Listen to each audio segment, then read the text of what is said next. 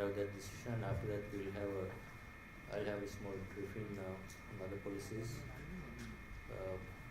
and then open for Q&A. Thank you. Please, Karishan, Director Research.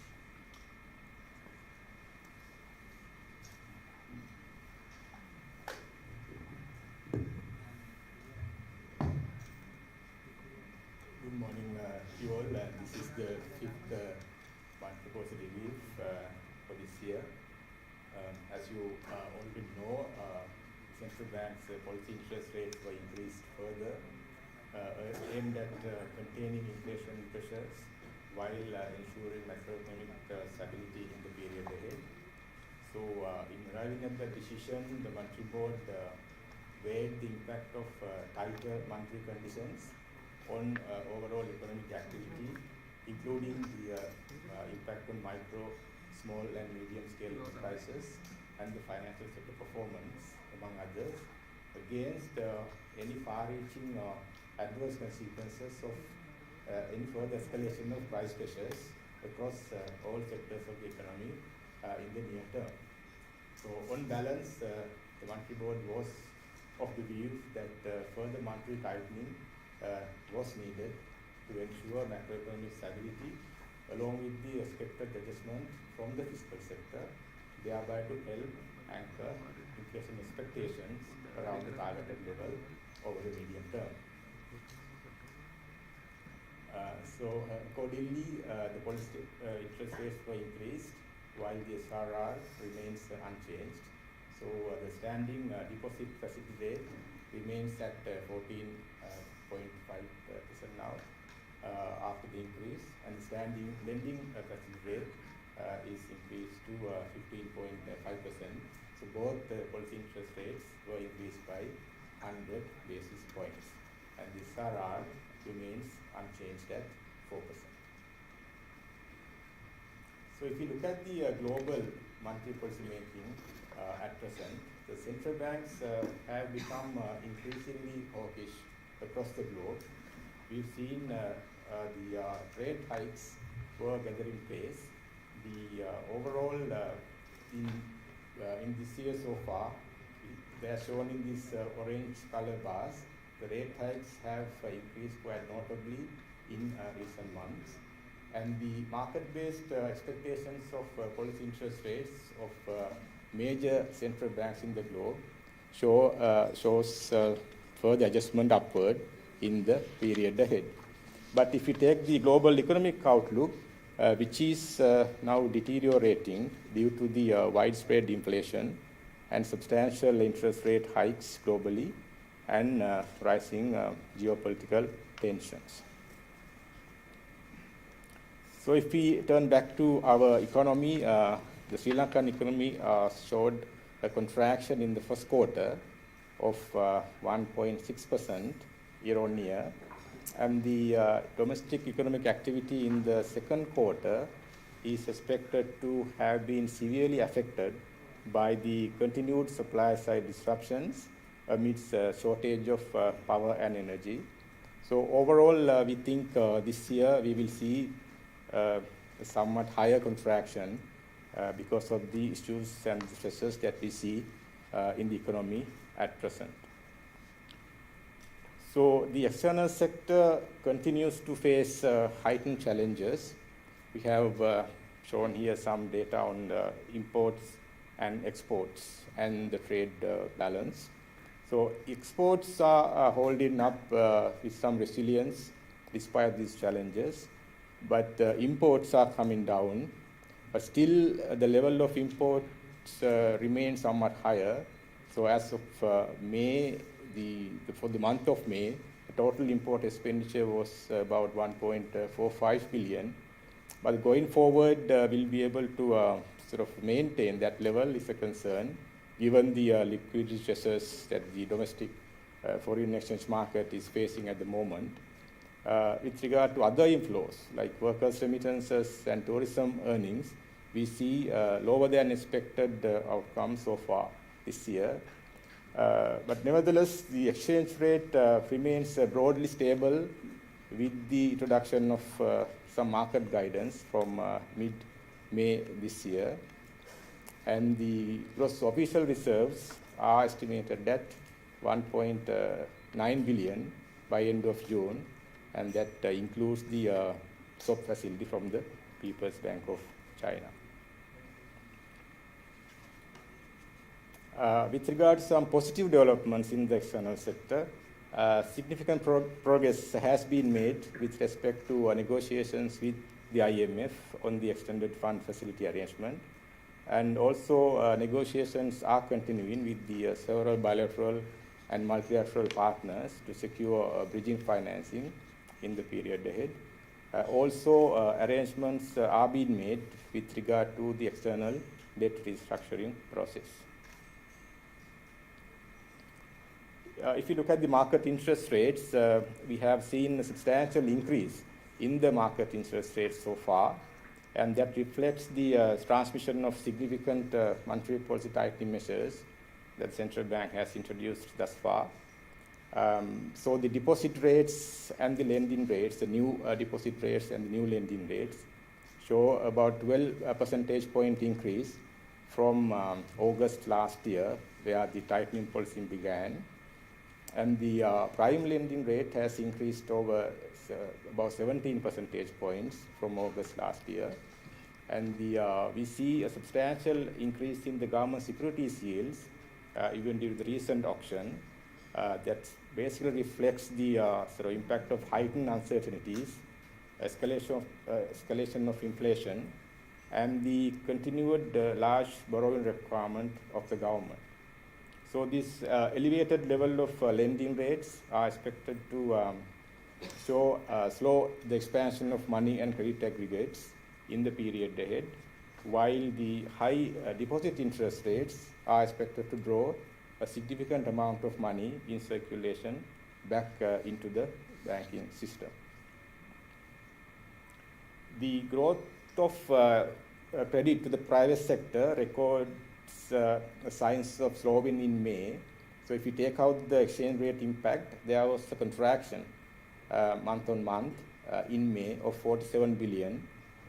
Now year-on-year credit growth is about 8.2% in May, and during the remainder of the year we expect some moderation of credit to the private sector going forward, and the expansion of broad money has weighed down by the contraction in the net foreign assets of the banking system. If you take the public sector as a whole, the net claims on the government by the banking system has increased in the first 5 months of this year. So far, during the first 5 months, the net claims on government by the banking system has increased by 667 billion rupees. That includes the exchange rate impact as well. But the envisaged improvement in the fiscal sector performance is expected to result in a decline in the gross financing needs of the government, thereby helping faster phasing out of monetary financing in the period ahead. And for that to happen, we expect some expeditious implementation of the fiscal reforms, which are aimed at strengthening government revenue mobilization and expenditure rationalization in order to reinforce the fiscal consolidation efforts. If you take the inflation development so far, we see in June headline inflation recorded a historic high of 54.6%, and that was mainly driven by a few sectors, including transport sector inflation, which has overshot by 128%, and the restaurants and hotel sector recorded an inflation of 87.2% in June year-on-year, and the food and non-alcoholic beverages component has shown 80% increase of inflation. So overall, the food inflation records 80.1% inflation, whereas the non-food inflation records 42.4% inflation, and the overall headline inflation recorded at 54.6% inflation in June. The major factors that contributed to that high inflation include global energy and food price hikes and associated pass-through to domestic prices, and the domestic supply side disruptions along with the impact of the depreciated rupee, tax adjustments, and the lagged impact of monetary accommodation that was there for some time now. Going forward, we see a significant deceleration of inflation beginning next year. We have shown this fan chart that we have been showing from time to time to give a direction of what is our inflation trajectory going to be in the medium term. So as you see, in the near term, there is some acceleration of inflation till end of this year. But since beginning next year, inflation will start decelerating and it will reach the medium-term level of 4 to 6% range by 2025. And that will be facilitated by global developments as well as domestic developments. So the major global developments will include the deceleration of food inflation as shown here, and some deceleration of the oil price inflation as shown in the second chart.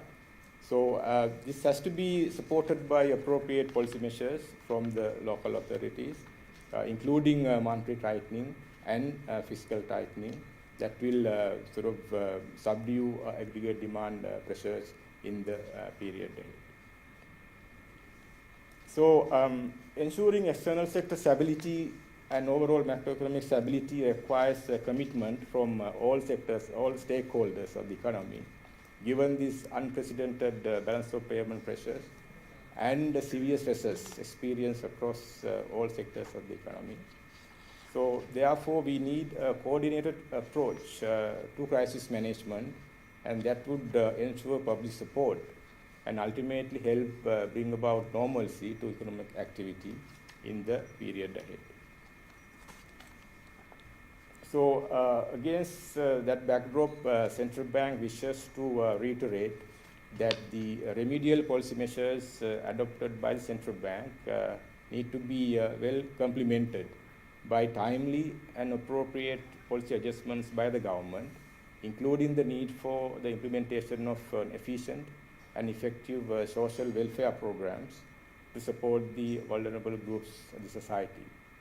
And the Central Bank is committed to take further policy measures appropriately to help reinforce greater stability in the economy in the period ahead, while ensuring the inflation will come back to the 4 to 6% targeted range over the medium term.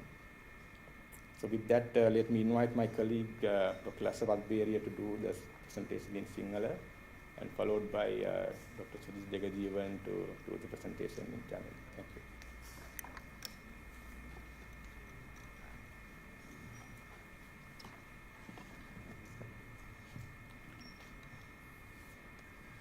ස්තුතියි.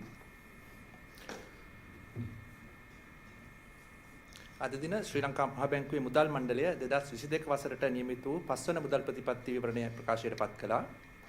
එෙහිදී ශ්‍රී ලංකා මහා බැංකුව සිය ප්‍රතිපත්ති පොලි අනුපාතික ඉහළ නැංවීමට තීරණය කළා.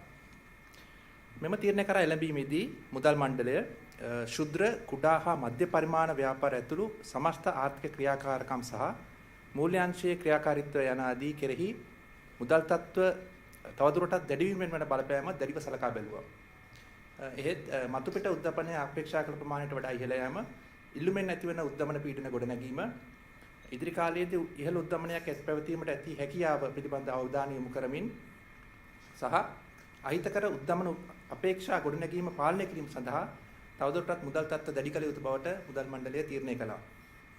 ඒ අනුව සියලු කරුණු සලකා බලා උද්දමනය පාලනය කර සාර්වාර්ථික ස්ථායීභාවය ඇති කිරීම සඳහා ප්‍රතිපත්ති පොලි අනුපාතික ඉහළ නැංවීමට මුදල් මණ්ඩලය තීරණය කළා.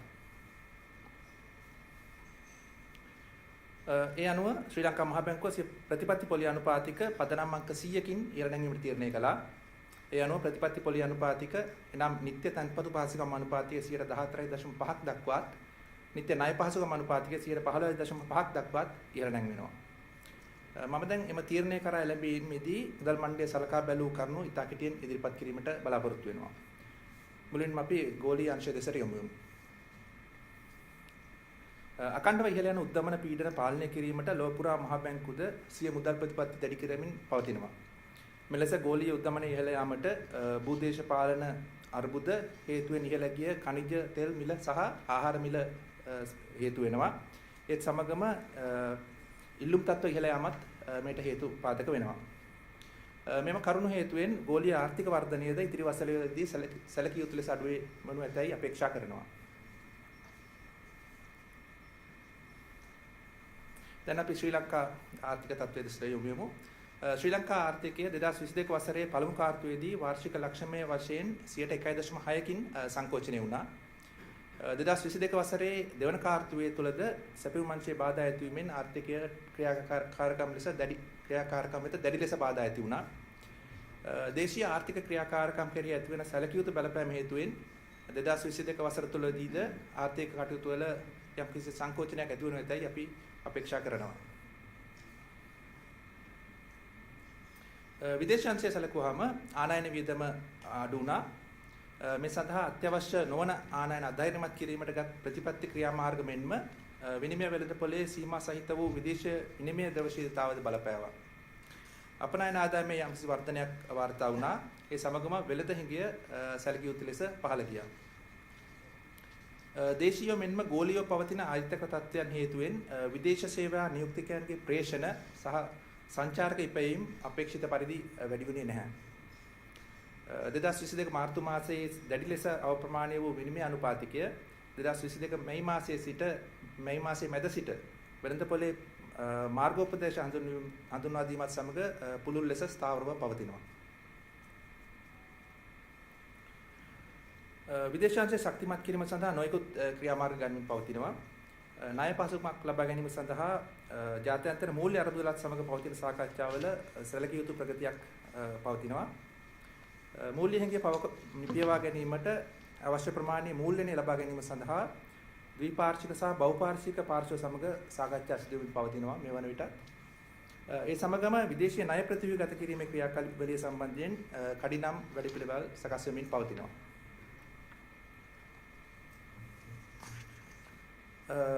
අපි දේශීය වෙළඳපොලේ පොලි අනුපාතික වෙතට යමු වුණොත් දැඩි මුදල් සහ ද්‍රවශීලතා තත්ත්වයට ප්‍රතිචාර වශයෙන් වෙළඳපොල පොලි අනුපාතික අඛණ්ඩවම ඉහළ ගියා. දැවිලි අවිනිශ්චිතතා සහ අඛණ්ඩව ණය ගැනීම සඳහා වන රජයේ අවශ්‍යතාවය හේතුවෙන් රජයේ සුරකුම්පත් මත පළදා අනුපාතිකද මෑත කාලීනව විශාල වශයෙන් ඉහළ ගියා. ඒ සමගම ඉහළ තැන්පතු පොලි අනුපාතික මගින් සංසරණයේ පවතින විශාල මුදල් ප්‍රමාණය බැංකු පද්ධතිය වෙත ගලා එනු ඇතැයි අපි අපේක්ෂා කරනවා. පෞද්ගලික අංශය වෙත සපයන ලද ණය ප්‍රමාණයේ වාර්ෂික ලක්ෂණමය වර්ධනය මන්දගාමී වුණා. ප්‍රධාන වශයෙන් ශුද්ධ විදේශීය වත්කම් පහළ යාම හේතුවෙන් පුළුල් මුදල් වර්ධනයද මන්දගාමී වුණා. ඉහළ යමින් පවතින ණය පොලි අනුපාතික මගින් ඉදිරි කාලයේදී මුදල් සහ ණය සමස්ත වර්ධනය තවදුරටත් අඩු වෙනු ඇතැයි අපි අපේක්ෂා කරනවා.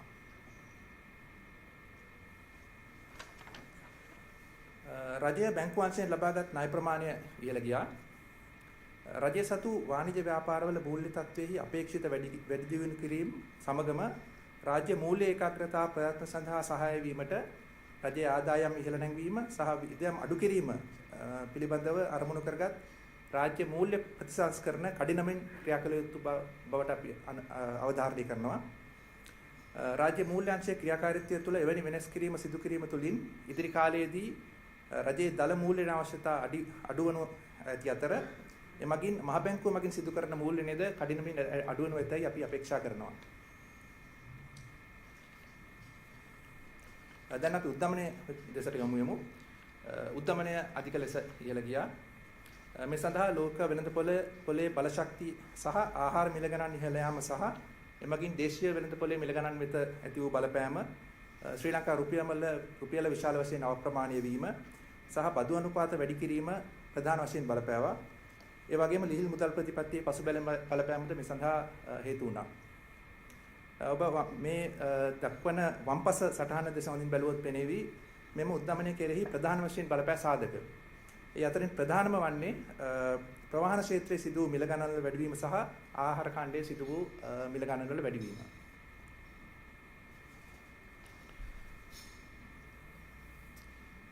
මෙම සටහනේ වම්පස සටහනෙන් දැක්වෙන්නේ උද්දමනය ව්‍යාප්ති සටහන. අපි කියනවා ඉන්ෆ්ලේෂන් ෆෑන් chart කියලා. මින් පෙරද අප මෙවැනි උද්දමන ව්‍යාප්ති සටහන් වරින් වර ඉදිරිපත් කළා. මෙම සටහනෙන් උද්දමනයේ කෙටි හා මැද කාලීන පුරෝකතන පෙන්눔 කරනවා. මෙම සටහනේ තද කොළ පැහැයෙන් ඔබ බැලුවොත් පෙනෙන්නේ පරාසය තුළ තියෙන උද්දමනයේ පැවතීම හැකියාව 50% තමයි පෙන්වන්නේ. ලා කොළ පැහැ පරාසයෙන් පෙන්වන්නේ උද්දමනයේ පැවතීම හැකියාව 90% වෙනවා කියලා. දැන් මේ අපගේ පුරකතන වලට අනුව උද්දමනයේ කෙටි කාලිනව තවදුරටත් වැඩි වීමේ හැකියාවක් පවතිනවා. ඒත් ඉන්පසුව එනම් 2023 වසරේ මුල සිට උද්දමනයේ විශාල වශයෙන් අඩුවීමේ ප්‍රවණතාවයක් අපි පුරකතනය කරනවා.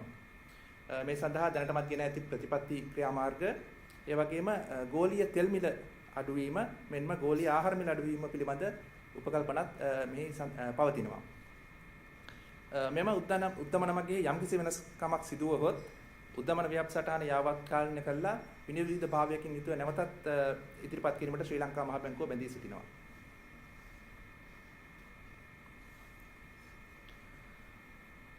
පෙර නොවු ලෙස ඇති වූ විදේශීය අංශයේ පීඩනය සහ ආර්ථිකයේ සෑම අංශයක්ම අත්විඳිනු ලබන දැඩි පීඩන හමුවේ විදේශීය අංශයේ ස්ථායීතාවය සහ සමස්ත සාර්වත්‍රික ස්ථායීතාවය සහතික කිරීම සඳහා ආර්ථිකයේ සියලුම පාර්ශ්වකරුවන්ගේ කැපවීම අත්‍යවශ්‍ය වෙනවා. පවතින අර්බුදය කළමනාකරණය කර ගැනීම සඳහා රජය ඇතුළු අදාළ ආයතන ඒකාබද්ධව ප්‍රතිචාර දැක්වීම මගින් මහජන සහයෝගය සහතික කර ගැනීමට ඉදිරි කාලයේදී හැකි වෙනු ඇති. ඒ සමගම ආර්ථික කටයුතු සාමාන්‍ය තත්ත්වයට පත් කර ගැනීමටත් එය ඉවහලක් වනු ඇති. මහ බැංකුව විසින් ක්‍රියාත්මක කරන ලද ප්‍රතිපත්ති ක්‍රියාමාර්ග සඳහා සහාය වීමට රජය විසින් කාලෝචිත හා සුදුසු ප්‍රතිපත්ති ගැලපීම් සිදු කළ යුතු බව මුදල් මණ්ඩලය නැවතත් අවධාරණය කර සිටිනවා. මෙහිදී සමාජයේ අවධානමට ලක්විය හැකි කණ්ඩායම් වලට සහාය වීමට කාර්යක්ෂමව සහ ඵලදායී සමාජ සුබසාධන වැඩසටහන් මෙන්ම රාජ්‍ය මූල්‍ය ඒකාග්‍රතා ක්‍රියාමාර්ග කඩිනමින් ක්‍රියාත්මක කිරීමද අවශ්‍යතාවයක්ව පවතිනවා. ශ්‍රී ලංකා මහ බැංකුව සුපුරුදු පරිදි දේශීය හා ගෝලීය වශයෙන් වන සාර්වාර්ථික සහ මූල්‍ය වෙළඳපොළ ප්‍රවණතා අඛණ්ඩව නිරීක්ෂණය කරනවා.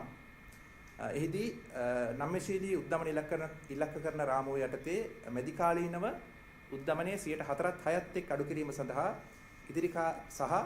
ඉදිරි කාලයේ ආර්ථිකයේ ඉහළ ස්ථායීතාවය ශක්තිමත් කිරීමට සහාය වීම සඳහා අවශ්‍ය පරිදි තවදුරටත් ප්‍රතිපත්ති ක්‍රියාමාර්ග ගැනීමට ශ්‍රී ලංකා මහ බැංකුව සූදානම්ව සිටිනවා. ස්තුතියි.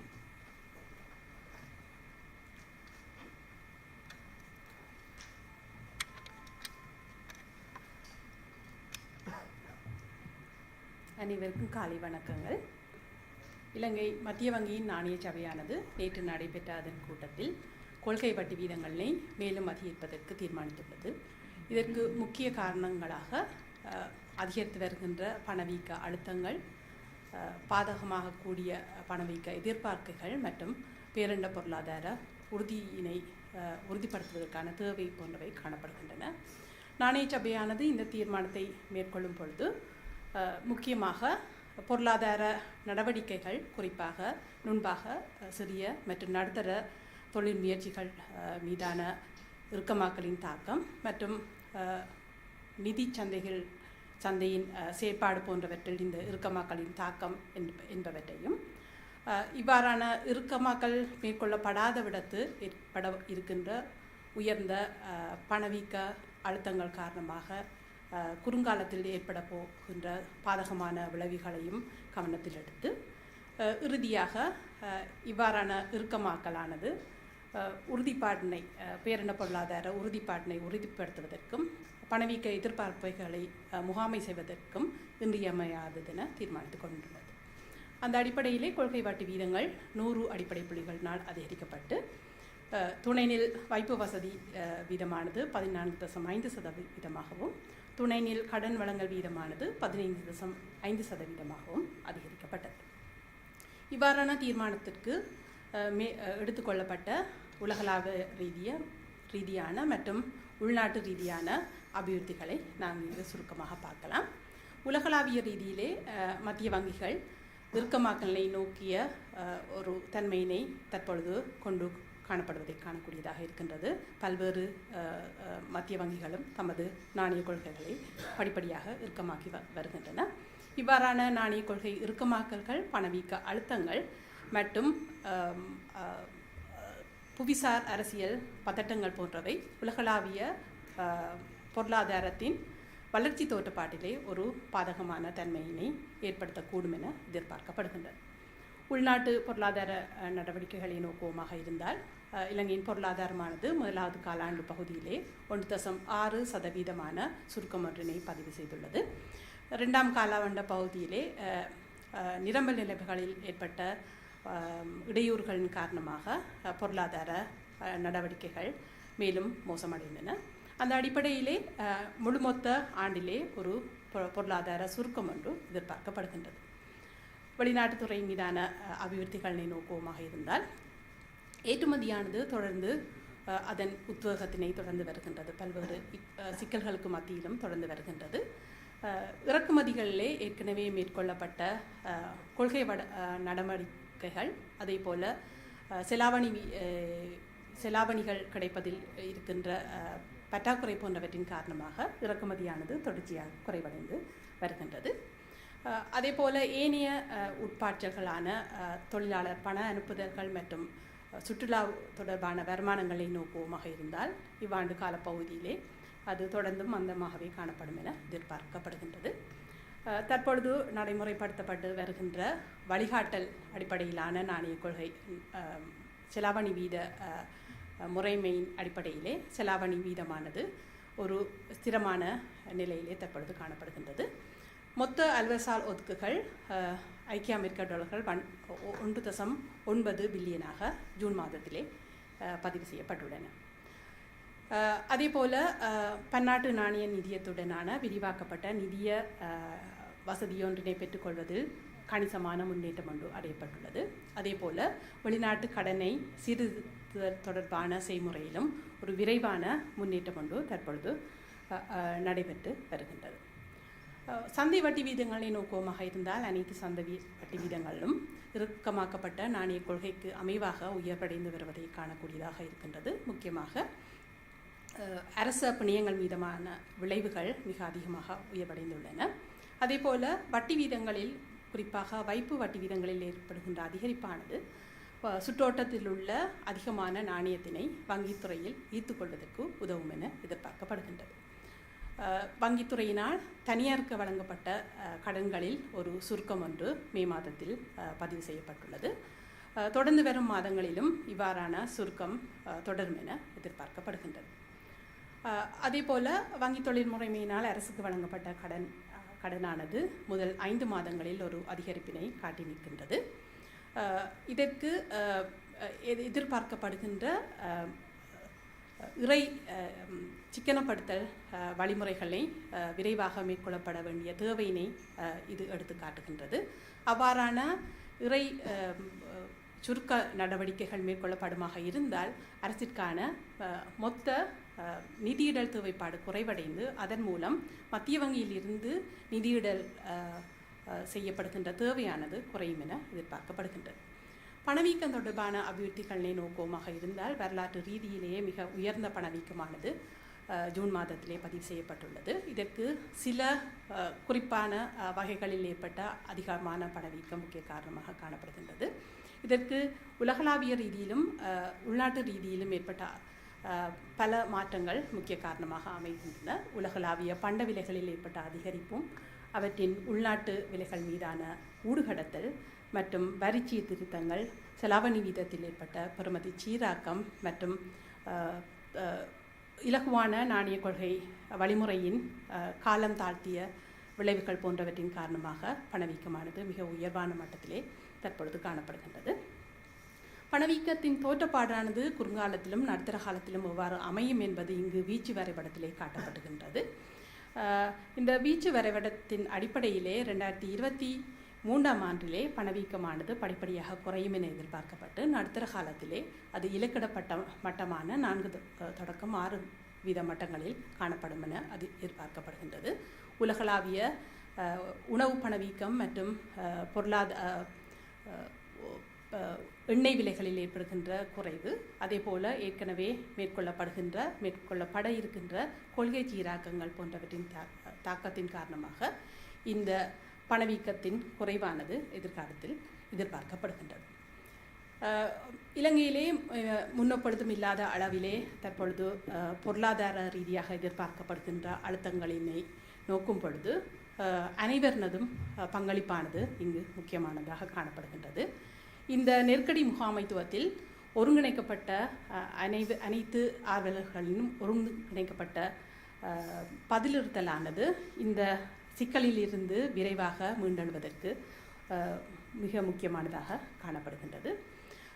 இங்கு மத்திய வங்கியானது ஏற்கனவே மத்திய வங்கியினால் மேற்கொள்ளப்பட்டு வருகின்ற திருத்த வழிமுறைகளுக்கு அரசாங்கத்தினால் ஒத்திசைவானதும் பொருத்தமானதுமான கொள்கை வழிமுறைகள் மேற்கொள்ளப்பட வேண்டும் என்பதனை மத்திய வங்கி வலியுறுத்த விரும்புகின்றது. முக்கியமாக பாதிப்படையக்கூடிய சமூகத்தினருக்கு ஆதரவு அளிப்பதற்காக ஒரு காத்திரமான சமூக நலத்திட்டங்கள் மிக விரைவாக அறிமுகப்படுத்த வேண்டிய தேவையினை மத்திய வங்கி மீள வலியுறுத்த விரும்புகின்றது. அதே போல மத்திய வங்கியானது தற்பொழுது ஏற்படுகின்ற அபிவிருத்திகளை உன்னிப்பாக கவனித்து வருவதுடன் விரைவாக இலக்கிடப்பட்ட மட்டமான 4 தொடக்கம் 6% மட்டத்திற்கு பணவீக்கத்தினை மீண்டும் கொண்டு வருவதற்காகவும் பேரண்ட பொருளாதார உறுதிப்பாட்டினை உறுதிப்படுத்துவதற்காகவும் தேவைப்படுகின்ற கொள்கை வழிமுறைகளை முன்னெடுப்பதற்கு தயாராக இருக்கின்றது. நன்றி. Thank you, DR and his team. Let me just briefly add some remarks on the decision that we have made today. Obviously, as you all know, inflation is running now over, I think, almost 50%, and that might even go up in our inflation expectation. The forecast that we are seeing might go up to even close to 70%. So here the major concern from the central bank point of view, the first priority is to address inflation and inflation expectations going forward and bring down the inflation to at least to a reasonable level as soon as possible, sooner the better. So because if you look at the impact of inflation on segments of people, first the hardest hit of high inflation would be the poor and vulnerable. The other ones who would be able to find extremely difficult to maintain their living conditions in a very high inflation environment. So that's where I think the one recommendation, even with the IMF program, is to support the poor and vulnerable for them to at least survive in this kind of high inflation environment. If inflation goes beyond without our control, or say for example if it's going to go up again even over 100%, that is basically termed as a hyperinflation situation. We certainly don't want to have that kind of situation. If we're going to see that situation, no one will be able to do any businesses, any kind of impact, and poor will be mostly hit.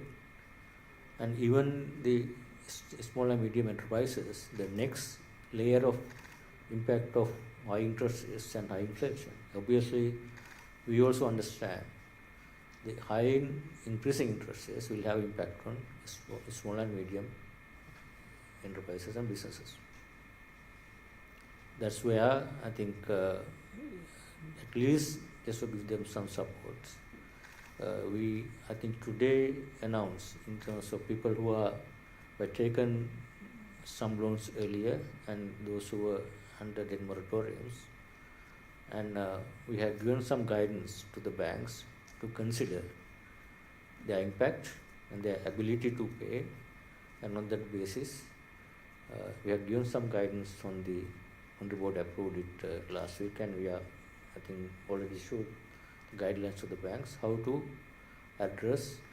We have asked banks to look at their clients, especially SMEs, and help them, especially SMEs, those who are under debt moratoriums earlier, including tourism and other SMEs, all will be coming under same guidelines, and they will.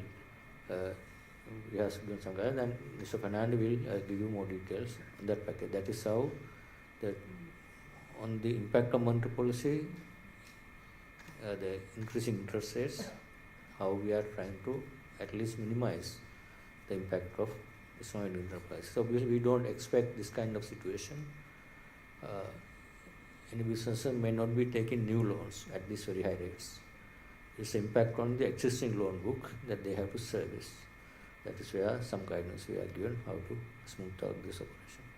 And obviously, on the overall macro policy point of view, in this kind of situation, where it's not only monetary policy that will have impact on this situation. It will have to be a combination of overall macro policy package, including structural reforms. For example, now we are doing our part on the monetary policy, and we are doing our part on the system stability part in terms of looking after SMEs and others.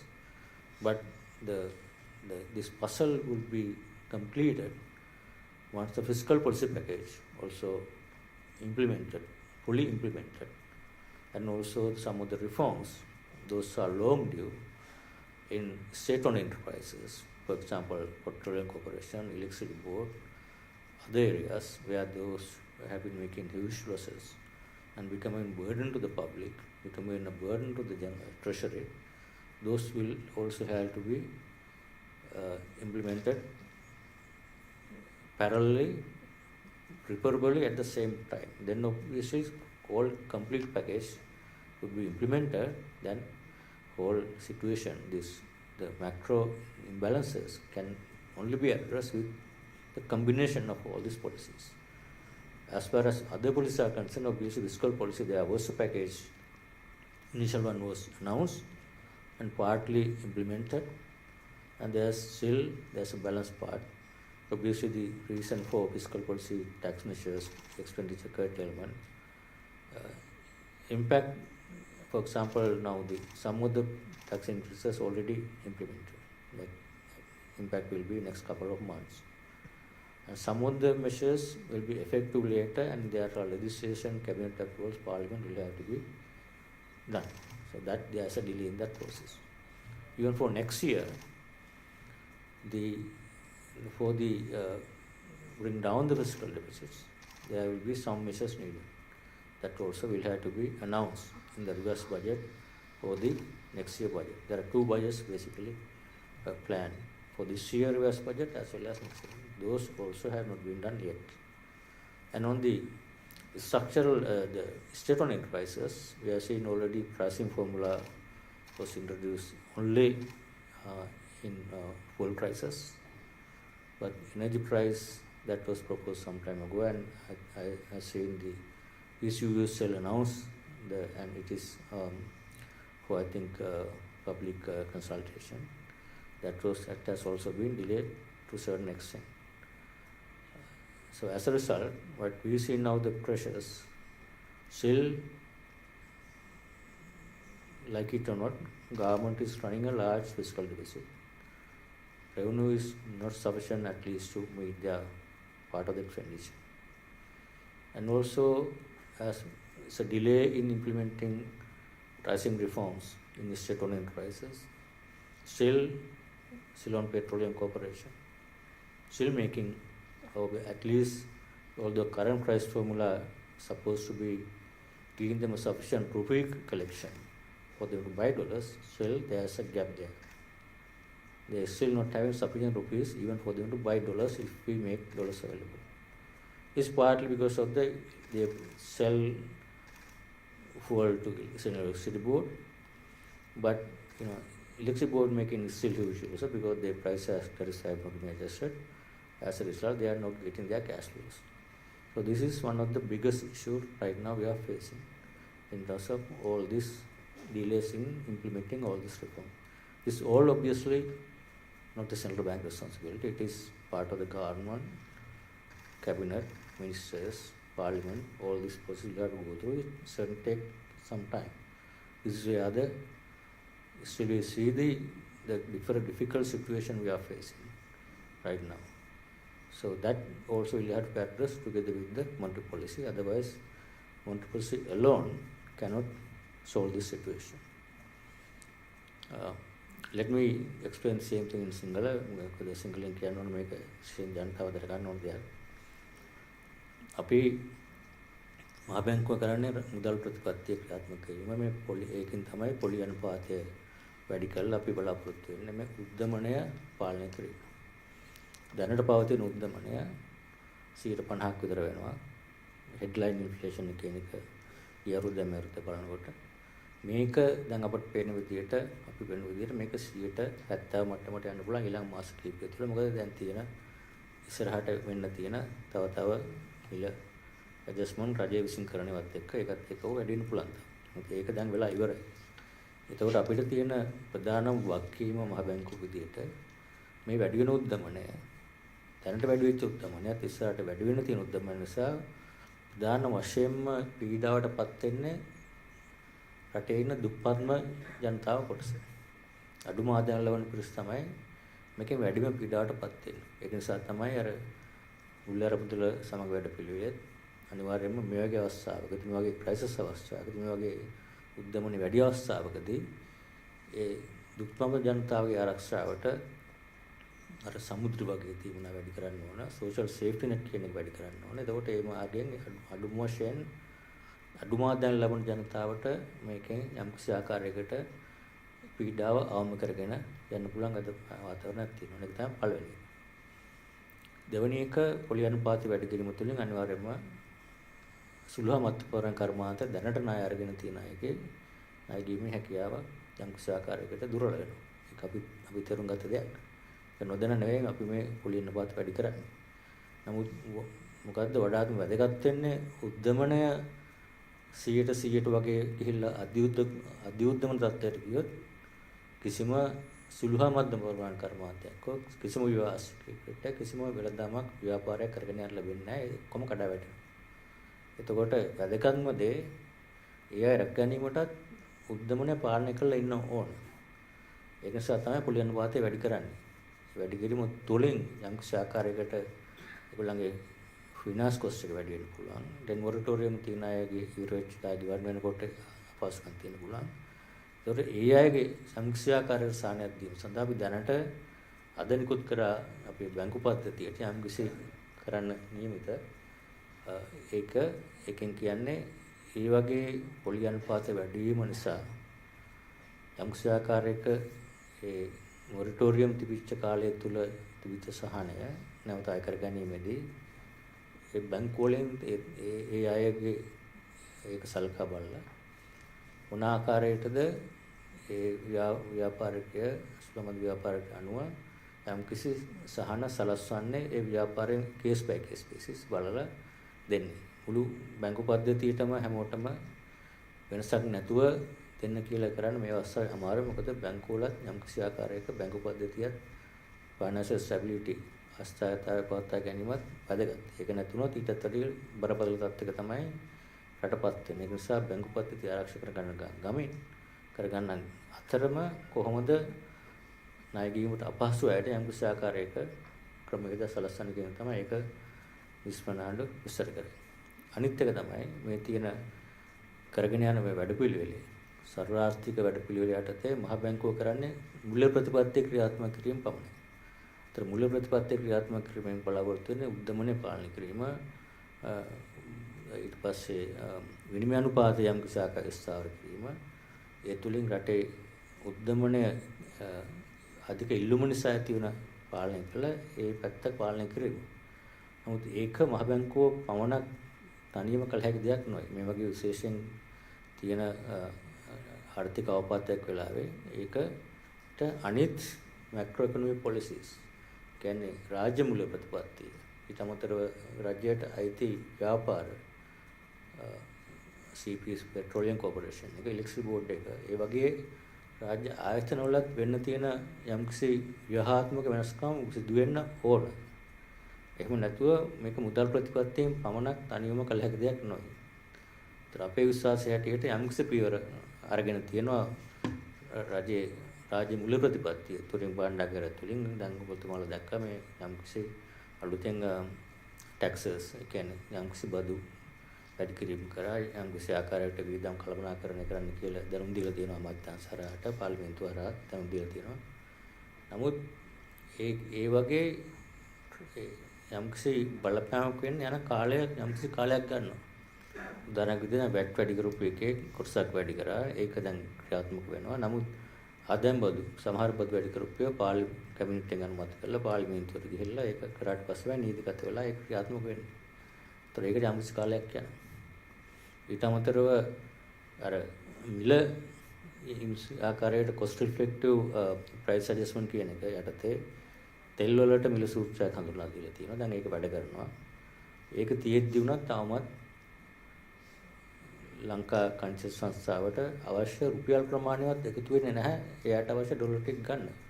අපි dollars අපි කොහොම හරි හොයාගෙන දුන්නත් dollars අපේමත් අමාරු මේ වෙලාව මොකද බැලන්ස් ඔෆ් පේමන්ට් ප්‍රයිස් එකක් තියෙන්නේ. සොයාගත්ත ඩොලර් ටික ගන්න පෙට්‍රෝලියම් කෝපරේෂන් රුපියල් නැහැ. අවශ්‍ය ප්‍රමාණය නැහැ. ඒක තමයි ඊළඟ ප්‍රාතල් ප්‍රශ්නේ. දැන් මුලේ වැඩි කළා තියෙද්දි සීලුම් තෙල් ටික විකුණලා ඉවලා තියෙද්දි විකුණන්නේ මුදලටනේ. එතකොට ඊළඟ තෙල් නම ගන්න අවශ්‍ය රුපියල් ප්‍රමාණය නැතුණාම දැන් ලොකු ප්‍රෙෂර් එකක් තියෙනවා. CPC එකෙන් ඉල්ලනවා භාණ්ඩාගාරයෙන් රුපියල්. ඒගොල්ලන්ගේ එදිනෙදා අවශ්‍යතාවට අමතරව ආදායම් විදමන අමතරව දැන් CPC එකෙන් රුපියල් ඉල්ලනවා මේ මිල වැඩි කාට පස්සෙත් භාණ්ඩාගාරයෙන් දෙන්න කියලා. ඒතර භාණ්ඩාගාරයට ඒක ඒගොල්ලන්ගේ තියෙන එකක් නෙමෙයි. ඒතර ඒගොල්ලන්ට දෙන්න ක්‍රමයක් නැහැ. ඒතර ඒගොල්ලෝ කියනවා මහ බැංකුවට මොනිටරි ෆයිනෑන්සින් අපිට සල්ලි අච්චු ගහලා දෙන්න කියලා කියනවා. ඒක තමයි දැන් තියෙන එක ප්‍රධාන ගැටලුවක්.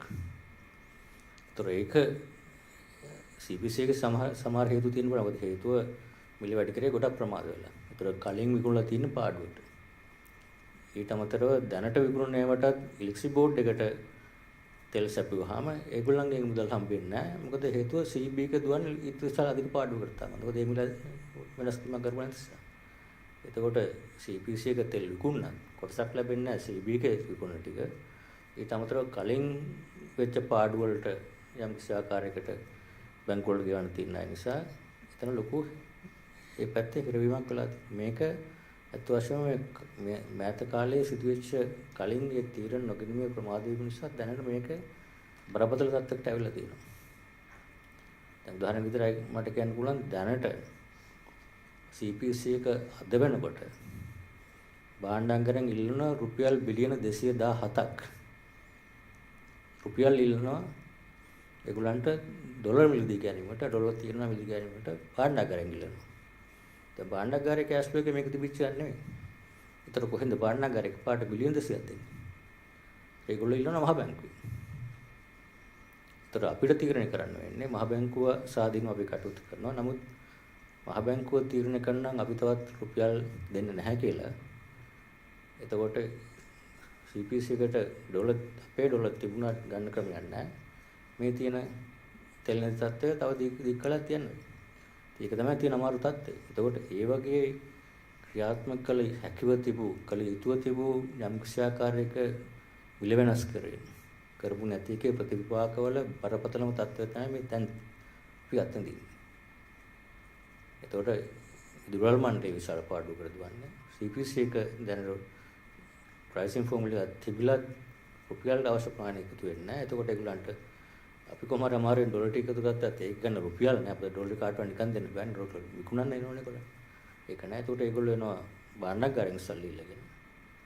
භාණ්ඩාගාරයෙන් සල්ලි තාම අවශ්‍ය කරන ෆිස්කල් පොලිසි හරියට ක්‍රියාත්මක කරලා නැතුනම එහෙම ආදායමක් විදුම බැලන්ස් කරන්න බෑ. එතකොට ඒගොල්ලන්ට තියෙන එකම විදිය විදේශයෙන් ණය ගන්න කිසිම ක්‍රමයක් නෑ. කවුරු ණය දෙන්නෙත් නෑ. එතකොට මහ බැංකුවෙන් ඉල්ලනවා සල්ලි. ඒක තමයි මේ තත්ත්වය. ඒ කියන්නේ මට අවශ්‍ය වෙන්නේ මේ තියෙන තත්ත්වයේ මුදල් ප්‍රතිපත්තියෙන් පමණක් මේක විසඳෙන්න හැකියි. මේ ප්‍රශ්න විසඳීමට අනිවාර්යයෙන්ම රාජ්‍ය මූල ප්‍රතිපත්තිය. අර රාජ්‍යයට අයිති විවාසවලදී ස්ටේට් ඕන් එන්ටර්ප්‍රයිසස් වල තියෙන ඔක්කොම එකවර හැකියක්මනින් ක්‍රියාත්මක කළොත් පමණයි මේක අපිට හැකි ඉක්මනට මෙතනින් කොට එන්න පුළුවන් වෙන්නේ. එහෙම නැත්නම් අපිට විකටම ওই කාලේ වෙනකොට අගමැතිතුමාක වෙන මුදල් අච්චු ගන්න වෙනවා කියලා ඒක සත්‍යයක්. මේ තියෙන විදියට අපි මුදල් අච්චු ගහලා CPC එකට තෙල් ගන්න සල්ලි දුන්නේ නැත්නම් මුළු රටේම තෙල් නැති වෙනවා. ඒක අපේ ප්‍රතිපත්තිය මුදල් අපේ මුදල්පත්ති වැඩි කරාට ඒක ප්‍රතිඵලයක් නැති වෙනවා මේ විදියට වැඩ සිදු වෙනකොට. ඒ නිසා තමයි මේක වැදගත්කම ජනතාවට මාකට්ස් වලට මේක තේරුම් ගන්නම තියෙන තත්ත්වය. ඒක පහසු සත්‍යයක් නෙමෙයි. මේ ඩොලර් අර්බුදයට අමතරව ඒකට සම්බන්ධ වෙච්ච කලින් ගත්ත තීරණ නොගැනීම නිසා වෙච්ච පිට බරපතල අර්බුදයක් තියෙනවා. ඒකම තමයි අර ඒක නිසා යම් ආකාරයක සුළු මධ්‍යම වර්ගනායකට දුප්පත් අයට ව්‍යාපාර කරන අයට බරපතල බලපෑමක් තියෙනවා. හැමෝම මේ යම් කිසි පේන් එකකින් තමයි යන්නේ. ඒ කියන්නේ ප්‍රයිසස් එක කියන්නේ ඉකොනොමික කොන්ට්‍රැක්ට් වෙනවා. ඒතර හැමෝම තමන්ගේව කොන්ට්‍රැක්ට් වෙනවා. ඒතකොට අපිට දැන් ඒක පොසිටිව් දෙයක් තමයි අපිට දකින්න තියෙන. අපි මේ කරගෙන ගිය ආරම්භ කර වැඩ පිළිවෙල යටතේ අපි දකිනවා දැන් ඉම්පෝර්ට්ස් සහ එක්ස්පෝර්ට්ස් ඒ බැලන්ස් එක ඇඩ්ජස්ට් වෙගෙන යනවා. ඉම්පෝර්ට්ස් ගත්තොත් ගිය පහුගිය අවුරුද්දේ මාසෙකට බිලියන 2ක් විතර අපි ඉම්පෝර්ට් කරපුවා. දැන් බිලියන 1.4කට වෙලා තියෙනවා. මේ මාසෙ වෙනකොට අපිට පේනවා බිලියන 1.3ටත් අඩු වෙන තත්යකට ඒක අඩු වෙනවා. ඒකට අමතරව අපනයන බිලියන 1ක තිබිච්ච ප්‍රමාණය ඒ මැත්තේ සමහරවිට මේ මාසෙටත් වඩා සෑහෙන වැඩි වෙනත් පෙනීමක් තියෙනවා දැනට තියෙන දත්ත අනුව. ඒතර රෙමිටන්සස් තාම බිලියන 300ක් විතර එනවා. ඒතර ඒකෙන් පෙන්වුම් කරන්නේ අපි පහුගිය කාලේ ගත්ත මොනිටරි පොලිසි ටයිටනින් සහ එක්ස්චේන්ජ් රේට් පොලිසි මෙෂර්ස් වලින් මේ ඇඩ්ජස්ට්මන්ට් එක දැනට වෙනවා. ඒක හොඳ මේක ඩෙවලොප්මන්ට් එක. ඒක වෙන ගාම ඒකේ වාසිය ප්‍රතිලාභය ගන්න අනිත් ඇඩ්ජස්ට්මන්ට්ස් වෙන්න ඕන ඒ හා සමානව. එහෙම නැත්නම් මේක ඒ කාලය දික් වෙනවා. අමාරු කාලය තව දික් වෙනවා. ඒත් එක්කම අර ස්ට්‍රාප්‍රල් ඇග්‍රීමන්ට් එකක් අපි එදාම එක්වින බලාපොරොත්තු වෙනවා. ඊට අමතරව ඩෙට් රිසර්චින් ප්‍රොසෙස් එක අපි බලාපොරොත්තු වෙනවා. හැකි ඉක්මනින් මේක කටයුතු කරගෙන යම්කිසි ආකාරයක ජාත්‍යන්තර මුදලේ පහසුකම මුදල් ලැබෙන තත්ත්වයට ආවට පස්සේ ඒ වෙනකන් කාලය යම්කිසි මේ වගේ අමාරු කාලයක් තමයි ඉදිරියට එන්නේ. එතෙන්ට යනකම් ඒ කාලය තුල අපට මැනේජ් කරන්න වෙන්නේ අපිට ලැබෙන රට පැත්තෙන් ගත්තාම ලැබෙන එක්ස්පෝර්ට් සහ රෙමිටන්ස් ප්‍රමාණයට අනුව ඒ ප්‍රමාණයෙන් තමයි අපිට ඉම්පෝට් කරන්න පුළුවන්. එතකොට අත්‍යවශ්‍ය දේවල් වුණත් ඉම්පෝට් කරලා අනවශ්‍ය දේවල් අඩු කරගෙන අඩු මට්ටමට ඒ ඇඩ්ජස්ට්මන්ට් එක වෙනවා. ඒ නිසා ඒක ඉස්සරහට බලාපොරොත්තු වෙනවා මේ සිටුේෂන් එක ඊස් වෙයි කියලා. බැංකු පද්ධතියේ තියෙන ප්‍රශ්න තමයි අර කලින් ඉඳලා කමිට් වෙලා ඕපන් කරපු LCs අරමුණේවා. ණයන ගෝපුවා. ටික දැන් ඒගොල්ලෝ ගෙවාගෙන යනවා. එතකොට අර එදින්දා එන මුදල් ටිකෙන් යම්කිසි ආකාරයක ඉදිරියට මැනේජ් කරන්න පුළුවන් යන්න වෙයි. ඊට අමතරව අපිට ඉන්දියාවෙන් හෝ චීනෙන් අමතරව යම්කිසි සාහනයක් ලැබුණොත් මේක ඉතා ඉක්මනින් මේ කාලයත් මැනේජ් කරගන්න පුළුවන්. ඉතින් ඒක අපි සාකච්ඡා කරගෙන යනවා. අපි හිතන්නේ අපිට එහෙම සහයෝගය ලැබුණොත් වඩා පහසු වෙයි. නැති වුණොත් මේ තියෙන මට්ටමින් කරගෙන යන්න වෙනවා රට පැත්තෙන් ගත්තා. ඒකම තමයි රජය පැත්තෙන් ගත්තාම ආදායම වියදම අතර ආදායම වැඩි කරගන්න දැනට ක්‍රමයක් නැත්නම් ඒක ඉක්මනට වෙන්නේ නැත්නම් වියදම් පැත්තෙන් ඒක අඩු කරන්න ඕන, ණය ගැනීම අඩු කරන්න ඕන. ඒක අඩු කරන්න නම් අනිත් පැත්තෙන් රජයේ ව්‍යවස්ථාවල CPC, CB වගේ ඇඩ්ජස්ට්මන්ට් එකක් වෙන්න ඕන. ඒ ඔක්කොම ක්‍රියාත්මක කරන්න පුළුවන් මහ බැංකුවට පමණක් නෙවෙයි. ඒකට ඒක තමයි රජයක් කැබිනට් එකක් පාර්ලිමේන්තුවක් තුල ඒ ක්‍රියාවලිය ඉක්මනින් වෙන්න ඕන බව තමයි අපි තේරුම් ගන්න ඕනේ. ඒක ඉක්මනින් වුණත් ඉක්මනටම මේ ස්ථාභාවයට යන්න පුළුවන්. එතකොට IMF එකත් එක්ක සාකච්ඡා කරලා ඒ මුදල් ලබා ගන්න පස්සට පස්සේ මේක සෑහෙන දුරට ස්ථායීතාවයට පත් කරන්න පුළුවන්. ඒක තමයි මේ වැඩ පිළිවෙල ඉදිරියට යනකොට කොහොමද කරන්න කියන්නේ. මෙතනින් නවත්තන්නම් මම හිතන්නේ විශ්වනාథ මම ඉන්වයිට් කරනවා මේ අපේ බැංකුව වලට දීපු ඒ කියන්නේ සමරි එකක් විදියට කියන්න. Yes, as informed by Governor, the Monetary Board has approved this kind of concessions for the banking sector, And similar, as it is appropriate, it will also be issued for the non-bank financial sector. If we take the banking sector, now the normal moratorium that was ongoing from 2020 beginning ended as at 31st December 2021. Only the tourism sector one was in force, which also ended on 30th June. So starting from 1st of January this year, banks had already started kind of talking to the customers, the normal customers, and kind of restructuring and agreeing on certain payment plans. But with the subsequent changes that happened in the macroeconomic environment and other kind of resultant things that are happening, and also the difficulties in getting their essentials, the borrowers are finding it difficult to continue, even though they would have agreed on certain repayment plans. Now they are finding it difficult. So we also have got continuous requests from certain segments, especially from the SME sector, then also the tourism sector, because 30th June was the deadline. And also tourism sector really started picking up at the beginning of the year, but with these disturbances that there again it started kind of reducing. So because of that, again we considered this, and it was kind of announced as some concessions. So it was a broad, it is going to be a broad guidelines that we are going to issue, unlike the previous time where we are going to say it's going to be for a specific period and a specific scheme. The banks are given the kind of the discretion to discuss with the respective borrowers, taking note of their repayment capacity and also the kind of the viability of their businesses and whatever the kind of underlying purposes for which they have taken the loans and structure. So in doing that, what we have said is to consider at least a kind of a grace period, maybe for capital or capital and interest both, at least for a period of 6 months to start with.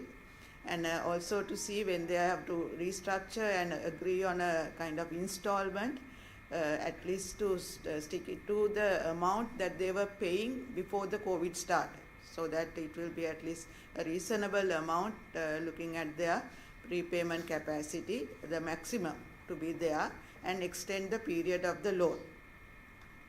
That is with regard to the loans that have been performing at the start of the COVID. But the loans that have been non-performing at the start of the COVID, again, they are also, we have said, to try and give some concessions, maybe not to go into the recovery actions that they have already started, give some time with regard to going into litigations, but all that will have to be done in agreement and discussion with the customer, and they have to kind of do it on a case-by-case basis. With regard to paddy millers, loans to the paddy millers, there is a specific concession we have requested, because we know that there are some requirements currently to get the food requirements. So therefore specific requirement again to give some concession and to have agreement to get the funding to the respective banks and do the restructuring. Then on early settlements also we have said if the customers are willing to make some settlements at least by about 30th September, the plans, then to give some waivers on any additional interest and any other additional charges that they are going to start. Then on the additional interest, now normally when a loan is kind of deferred, there is going to be some interest. So with regard to that interest also we have given some guidance to say it should not be more than the standard lending facility rate, which is currently 15.5, and based on that to extend the period. Reporting to the CRIB, even previous times we wanted the CRIB reporting to be done separately on these kind of loans, so that when banks are assessing their customers, they would know these repayment delays are not due to their normal delays, but it's because of the specific situation that is there. So to give that kind of a separate information to do the case-by-case assessment. So those are broadly the guidance that we are going to issue in a short while. We'll be issuing this direction.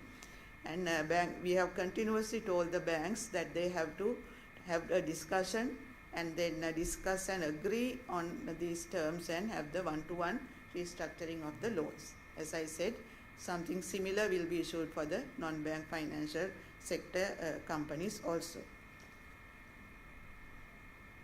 Yes, so that is the detail. මම දැන් කතා කරේ මේ අපි කලින් දීලා තිබුණ මේ ණය ප්‍රතිවියුත්ගත ණය කල්දීම සනාය ගෙවීම කල්දීම සම්බන්ධයෙන් වෙච්ච වෙනස් වීම ගැන අපි බැංකු පද්ධතියේ තිබුණ ඒ ස්කීම් එක ගිය අවුරුද්දේ අවසානයේදී අවසන් වුණා. සංචාරක කර්මාන්තය වෙනුවෙන් තිබුණ කන්සෙෂන්ස් විතරයි මේ ජූනි මාසේ අගදී අවසන් වුණේ. එතකොට ඇත්තටම ජනවාරි මුල ඉඳලා බැංකු වලට උපදෙස් දීලා බැංකුත් එක්ක සාකච්ඡා කරලා තිබුණේ අදාළ ණයගත්වත් එක්ක කතා කරලා ඒ ගෙවීම් ඒගොල්ලන්ට පහසු වෙන විදිහට අලුත් ලෝන්ස් වලට ගිහිල්ලා ඒ කටයුතු කරගෙන යන්න කියලා. නමුත් අපි සෑම දන්නවා ආය අවුරුද්ද මුල ඉඳලා ඇතිවෙච්ච අපහසුතාවයන් නිසා අපටත් ඉල්ලීම් කීපයක් ලැබිලා තිබුණා. ඒ වගේම විශේෂයෙන්ම සංචාරක කර්මාන්තය ඒ ඉල්ලීම් කරලා තියෙනවා ආයි සහන කාලයන් ලබා දෙන්න කියලා. නමුත් අපිටත් ඒක හැකියාවක් නැහැ. මොකද අපි දන්නවා බැංකු පද්ධතියේ ද්‍රවශීලතාවයට ණය ගෙවීම පමාවීම විශාල වශයෙන් බලපානවා. ඒ වගේම වර්තමානයේ තියෙන යම් යම් වෙනස් වීම් ආර්ථික ක්‍රමයේ තියෙන වෙනස් වීම් බැංකු වලටත් බලපෑම් ඇති කරලා තියෙනවා. ඒක නිසා අපි තැන්පත්කරුවන්ගේ තැන්පත්වල සුරක්ෂිතභාවය ගැනත් අවධානය යොමු කරන්න දැන් වෙලා තියෙනවා.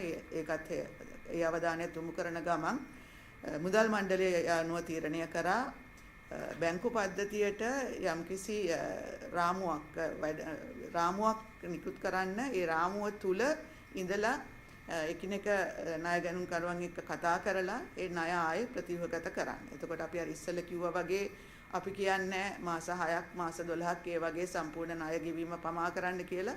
අපි ඒ දෙන ගයිඩන්ස් එක ඇතුලේ ඒ කටයුත්ත එකිනෙක ණය ගැනුම්කරුවා එක්ක කතා කරලා කරන්න කියන එක තමයි මෙතනදි කියන්නේ. එතකොට ඒකේ ප්‍රධානම ලක්ෂණ බැලුවොතින් කියලා තියෙන්නේ මුල මාස 6 ඇතුළත ප්‍රාග්ධනය ඒ කියන්නේ මුල් මුදල හා ඒකේ පොලිය ඒ දෙක හරි ඒ දෙක මේ මුදල විතරක් හරි ගෙවීමට කාලයක් දෙන්න කියන එක. එතෙන්දී ඒ ණය ගෙවීම පමා වෙනකොට ඉන්ට්‍රස්ට් එකක් එනවා. ඒ ඉන්ට්‍රස්ට් එක අපේ තියෙන 15.5 කියන අද ඇතිවෙච්ච රේට් එකට වඩා වැඩි නොවන විදිහට කාලය වැඩි කරලා ඒ වගේම කොවිඩ් පටන් ගන්න ඉස්සෙල්ලා අවසානයේ ගෙවා තිබුණු ඒ මාසිකව ගෙවපු මුදලට වඩා වැඩි නොවන විදිහට ඒ ණය ආපසු ප්‍රතිව්‍යුහගත කරන්න කියන එකට තමයි එක ගයිඩන්ස් එකක් අපි දෙන්නේ. එතකොට ණය ගෙවීම ඒ කියන්නේ සක්‍රියව තිබුණ ණය සම්බන්ධයෙන් ඒ අවශ්‍යතාවය අක්‍රීය ණය කොවිඩ් පටන් ගන්නකොටත් ණය නොගෙවා තිබුණ ණයවලදීත් මේ වෙනකොට තියෙන ණය අය කර ගැනීමේ ක්‍රම ඒ කියන්නේ අපි අර උසාවි මාර්ගයෙන් හරි එහෙම නැත්නම් වත්කම් විකුණලා ලබා ගන්න යන ක්‍රමයන් හරි මොනවා හරි යෙදලා තියෙන ඒ ක්‍රම ටික කාලයකට తాවකාලිකව අඩු ගන්න මේ වසර අවසානයේ දක්වා පොඩ්ඩක් පමා කරන්න කියන එකත් කියලා තියෙනවා. ඊළඟට ඒ ණය ආපහු ලබා දෙනකොට සාමාන්‍යයෙන් අපි ණය ගැන වාර්තා කරන්න ඕනේ ණය තොරතුරු කාර්යාංශයට. ඒ වාර්තා කිරීමේදීත් ණය තොරතුරු කාර්යාංශයත් එක්ක කතා කරලා ඒක වෙනම වාර්තා කරන්න කියලා තියෙනවා ණය තොරතුරු කාර්යාංශ නිකුත් කරන්නේ සටහනේ.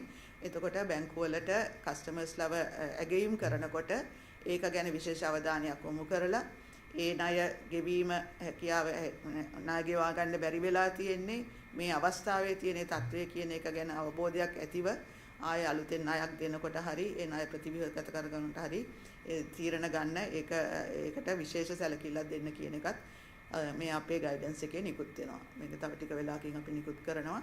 ඒකට ඒ අනුව බැංකුත් දැනටම අපිත් එක්ක එකඟ වෙලා තියෙනවා. අදාළ ගනුදෙනුකරුවන් එක්ක කතා කරලා ඒ ප්‍රතිව්‍යුහගත කිරීම කිරීම. ඒ වගේම අපි එක කියලා තියෙනවා යම් කිසි වෙලාවක ඒ විදිහට ඉල්ලීම් කරන්න කියලා තියෙන්නේ මේ මාසයේ අවසානයේට ඉස්සෙල්ලා ඒ ඉල්ලීම් කරලා ඒ සඳහා ඒගොල්ලන් කැමති විදිහට ඇග්‍රී වෙන්න බැරි වුණොත් ඒකත් හේතුවක් එක්ක දැනුම් දෙන්න. ඒ වගේම මේ හේතුව දැනුම් දෙනකොට තවදුරටත් ඒ ගැන සැටිස්ෆයිඩ් නැත්නම් ඒ කස්ටමර්ට අපේ තියෙන ඒ වෙනුවෙන්ම තියෙන වෙනම පිහිටවල තියෙන දෙපාර්තමේන්තුවට පැමිණිල්ලක් හරි ඒ විස්තරය දැනුම් දුන්නොත් ශ්‍රී ලංකා මහ බැංකුවෙන් ආපහු අදාළ බැංකු වලට කතා කරලා යම් කිසි සහනයක් ලබා දෙන්න පුළුවන්ද කියලා අපි ඒක කරන්නත් උත්සාහයක් ගන්න බව ඒ නිවේදනය කරනකොට ගනුදෙනු කරුවාට දැනුම් දෙන්න කියන එකත් අපි මේක විශේෂයෙන් සඳහන් කරලා තියෙනවා. එතකොට මේ හා සමානුපාතිව මේ අනිත් මේ බැංකු නොවන ආයතන වෙනුවනුත් අපි නුදුරු අනාගතයේම මේ වගේ ගයිඩන්ස් එකක් ඉෂු කරන්න තමයි දැන් කටයුතු කරගෙන යන්නේ.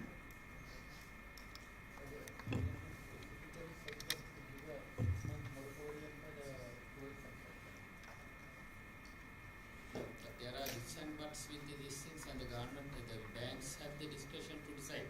But the cabinet said now 22 days ago to give a specific this thing for 6 months for travel sector. Yeah, we are seeing that cabinet proposal was submitted by the Minister of Tourism, but we were not consulted. Usually, if a cabinet paper is presented to the government, that paper should contain how that is financed as well. So without any financial mechanism, if the cabinet has approved or give them a moratorium and how without any mechanism, I think central bank is not in a position to implement. If without, so moratorium means there is a gap in finance. Banks will have to find liquidity. So this is the. If I may also clarify, the decision is not to give that 6 months. The decision is the finance minister has mentioned we cannot give en bloc concession. Therefore, the governor has been requested to look into that finance minister's views and provide adequate whatever the relevant concessions to the tourism industry. The cabinet decision is not to give Not the to give 6 months. There is no decision no as such. decision. I mean, cabinet can't make that decision because there was no finance. That is why they have asked central bank to consider. This is the result of not only that cabinet decision. There has been requests coming from SMEs as well because of difficulty. That's where we have considered all the small and medium enterprises, especially those who are finding difficult, to offer that concession. Governor, 2 questions, please. One is, can you give us a flavor of what is the focus during the virtual discussions that are going to have, that are going to take place with IMF and the run-up to a staff level agreement, hopefully? And also, the Prime Minister recently said that Sri Lanka is looking to present its debt restructuring framework to the IMF by August. So, can you give us an idea of where those talks are now and what is the next step on both, please? Yeah, the virtual discussion, I think yesterday there was a virtual meeting happened with the Minister of Finance and the IMF staff once they went back because Monday was I think holiday in the US. So Tuesday they started continue that dialogue on some of the fiscal measures. I think that probably Minister of Finance can elaborate. As my understanding said, they are almost close to complete the discussion on the other on that side. On the monetary side, I think we had nothing open. That's what I even earlier mentioned. The proposals, policies that from the central bank side on the reserve target or build up our reserves, but our monetary systems, all we have agreed. So that's why I think we should be able to reach an agreement. We are trying to reach an agreement sooner. That all depends on a few small areas that is still open. That we continue to have negotiation on that. What are the areas that are still outstanding? That I think I can't comment on that because there's a fiscal policy areas. And also on the debt restructuring? Debt restructuring, obviously, after we are close to start with agreement, then they have started parallel with discussion. They have several rounds of discussion with the IMF staff, with our financial and legal advisors, and they have to share some of the information that is going on. On that basis, they will start approaching, or they will tell us what kind of relief that we have to seek from different kind of creditors. That process is going on. So making some progress, but the first thing is to reach a staff level agreement and do what they call the sustainability analysis. On that basis, then advisors can work on that. Debt restructuring for local debt as well? Or is it that's too early to. All will have to be, they have to tell us. Look at all the distress analysis and what kind of relief we are going to see. Only on that basis we can, we have to look at it. Right now, position is that the perimeter that we have announced in our earlier substantial that we have said we will restructure only externally. That's the position still. That position we maintain now. Basically, Minister of Finance maintain that position.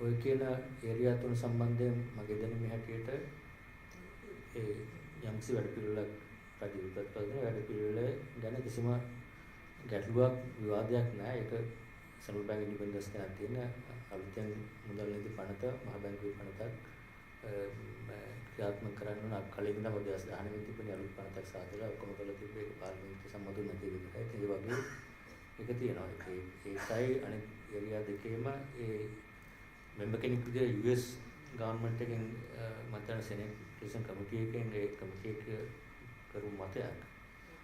ඒක අපිට එක්ක ඉල්ලුම සම්බන්ධය නැහැ. නමුත් IMF agreement එකේ තියෙන විදිහට ඒ areas වල කිසිම ඒ කියන්නේ මේ මතභේදයක් නැහැ. ඒ රජයේ විසින් ඉවත් කරන වැඩ පිළිවෙල ඒක පිළිගන්න තියෙනවා. මම හිතන්නේ ඒක ප්‍රශ්නයක් වෙයි.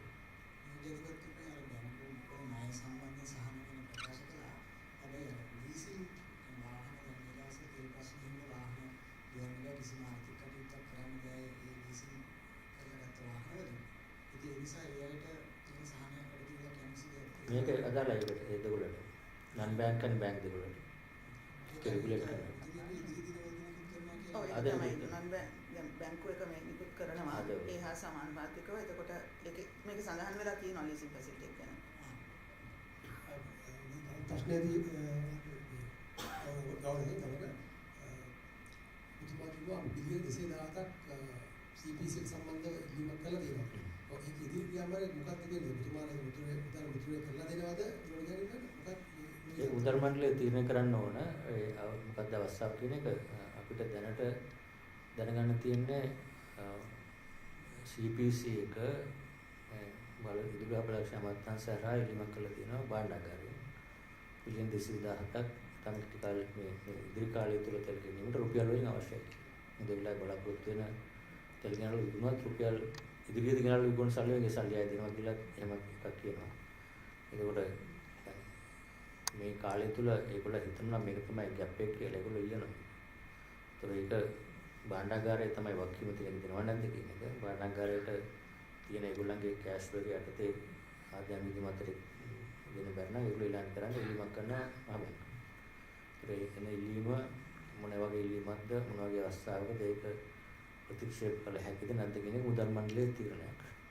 දැන් උදාහරණයක් විදිහට ගිය සතියේ බිලියන 18.5ක් වගේම තෙල් වලට ඉල්ලලා තිබිලා ඒක අපි මේ මුදල් මණ්ඩලය අනුමත කරා බිලියන 18 දෙන්න හේතුව මේක දුන්නේ නැත්නම් අර ෂිප්මන්ට් එකට ගෙවන්න සල්ලි නැතුනවා CPC එකට. එතකොට ඒක ඊට වැඩිය බරපතල තත්ත්වයක් වෙන්න පුළුවන් නිසා ඒක ප්‍රතික්ෂේප කළ නොහැකි දෙයක් විදිහට බිලියන 18.5ක් ගිය සතියේ දුන්නා. ඒ ඉදිරියට එනගත්ත ඉල්ලීම අනුව මුදල් මණ්ඩලය සල්කා බලයි. ඉතින් මම මෙතන කියන්න තියෙන්නේ මේ අවස්ථාවවලදී දැන් අපි උදාහරණ ගත්තොත් 2020 කාලේදී අපි මහ බැංකුව මුදල් අච්චු ගහලා දීලා සංචිත වලින් ගෙවල පොලිටික්ස්ෙන් ගෙවලා තියෙන්නේ ප්‍රධාන වශයෙන් විශාල කොටසක් රජයේ විදේශ ණය ගෙවීමට. foreign currency ණය ගෙවීමට තමයි තමගලගේ නම්බර් තියෙනවා නම් දෙන්නත් පුළුවන්. විශාල ප්‍රමාණයක් මහ බැංකුවේ මුදල් අච්චු ගහලා දීලා තියෙනවා. ඉතින් ණය ඒ වෙලාවේ ප්‍රතිපත්තිය දිගටම විදේශ ණය ගෙවලා යනකම් අප්‍රේල් මාසෙකම් ගෙවන කියන ප්‍රතිපත්තිය අනුව ගෙවනකොට ආණ්ඩුවට රුපියල් තිබුණේ නැහැ. මහ බැංකුවේ ඩොලර් ටික ගන්න රුපියල් තිබුණේ නැහැ. ඒකට මහ බැංකුවේම අච්චු ගහන ඩොලර් අරගෙන ඒකයි මහ බැංකුවට දීලා අපේ තියෙන ඩොලර් ටික අරගෙන තමයි ඒ විදේශනා ගෙව්වේ අපේ මාසෙන්කම්. එතකොට ඒක මම කියන්නේ ඒක නොවේ නුතිතුණයි කියලා. නමුත් ඊට පස්සේ නම් මුදල මාස විතර කරේ මෙතන ගවන්නේ නැහැ කියන්නේ. ඒක දැන් තියෙන අවශ්‍යතාවය ප්‍රධාන වශයෙන් තියෙන්නේ විශේෂයෙන් අත්‍යවශ්‍ය දේවල්. අනිත් කාර්යයන් තමයි ඒ දවස්වල මුදලත් විකල් දුන්නේ අර පොලි අනුපාතය 4.5 තම අඩු මට්ටමක තියන් ඉන්නකොට අර ඔක්ෂන්ස් වල ඔක්කොම කැප් එකක් දාලා තියෙනකොට බුලියන 50ක් ට්‍රේස් කරන්න තියෙනවා නම් ඔක්ෂන් එකෙන් බුලියන 25යි තමයි 10යි 15යි. ඒතර ඒකිනුත් අමතරව මහ බැංකුවට දෙන්න උනා එක. ඒ ලෝකල් ට්‍රෙෂරි බිල් ඒ මැචුරිටිස් වලට දෙන එක විශාල ප්‍රමාණයක් කියලා. ඒකට අමතරව විදේශනා ගෙවන්නත් මුදල් වේලු නැතුනම ඒකටත් විශාල ගෙවලා තියෙනවා. ඒක තමයි ඒ කාලේ තත්ත්වය. මොකද දැන් වෙනස් වෙලා තියෙනවා. දැන් තියෙන තත්ත්වය මේ මුදල් ගෙවන්නේ ප්‍රධාන වශයෙන්ම අත්‍යවශ්‍ය. අනිත් එක තමයි මම කලින් කිව්වා වගේ රජයට අපේ ඔක්ෂන් එකේදී රේස් කරන්න බැරිලා එනකොට වැටුප් ගෙවීමට ස්ට්‍රාම් වැටුප් ගෙවීමට මේ සුරාද ගෙවන්න තියෙනවා නේද? එතකොට රජයේ මුදල් නැහැ කියලා කිව්වොත් අපි ගිහින් කරොත් අපිට ගන්න එක తీරණයි. එක්ක අපි නොදී ඉන්නකොට රජය ඒක නගුවා ඉන්නවා. දේශීය නැවත් ඩිෆෝල්ට් කරනවා. එහෙම නැත්නම් අපි ගෙවන්න නැත්නම් දුන්න නැත්නම් ඒක తీරණය ගත්තේ නැත්නම් මුදල් මණ්ඩලය. එතකොට දැන් තියෙන தත්ත්වයේ CPC එකට තෙල් ගන්න ඩොලර් ගන්න රුපියල් නැහැ. එතකොට මේ දැන් වෙන ඒ ඉල්ලීම් පැහැරීමට හෝ නොගා සිටීමට නොහැකි තත්ත්වයක තමයි දැන් ඉන්නේ. මොකද හේතුව ඒක කරොත් ඊට ලොකු ප්‍රශ්නයක්. මොකද අර තීරණය අපි කලින් කරන් තිබුණා මේ වෙනකොට එහෙම බරපතල තත්ත්වයකට අපි එන්නේ නැහැ අතවශ්‍ය. ඒක තමයි මේක.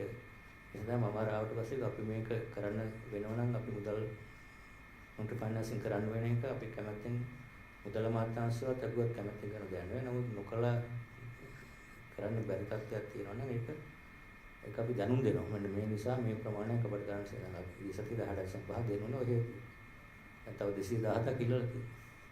ඒක දෙනවා අපි කියනවා මෙන්න මේක නිසා මේක දෙන්න වෙනවා කියලා. දෙන්න නැත්නම් අපි කියනවා මේක දෙන්නේ නැහැ. එහෙමනම් රටේ තෙල් නැතුව හරි මොන හරි එකක්. ඒ නිසා මම කිව්වේ වැදගත්ම දේ ඒ තත්ත්වේ නැති කර ගැනීම කරන්න ඕන දේවල් කලින් කරපු නැති නිසා මේ තත්ත්වය තමයි මතුවලා තියෙන්නේ. ඒක නිසා දැනටවත් තා ඉක්මනින් ඒක කරුවේ නැත්නම් මේ තත්ත්වය දිගටම යන්න පුළුවන්. ඒක තමයි තියෙන අවදානම. මේ මොකක්ද ධර්මාකාරකින් කලිතෙල් මිල විශාල වශයෙන් ඉන්නේ කියලාද? නෑ මම හිතන්නේ කලිතෙල් මිල නම් මට පේන්නේ දැන් අද රිසෙෂන් ෆී එකක් කියලා තියෙන නිසා දැන් 100ටත් අඩු වෙලානේ තියෙන්නේ. ඒතකොට මම හිතන්නේ ඒකත් අවදානම අඩුයි.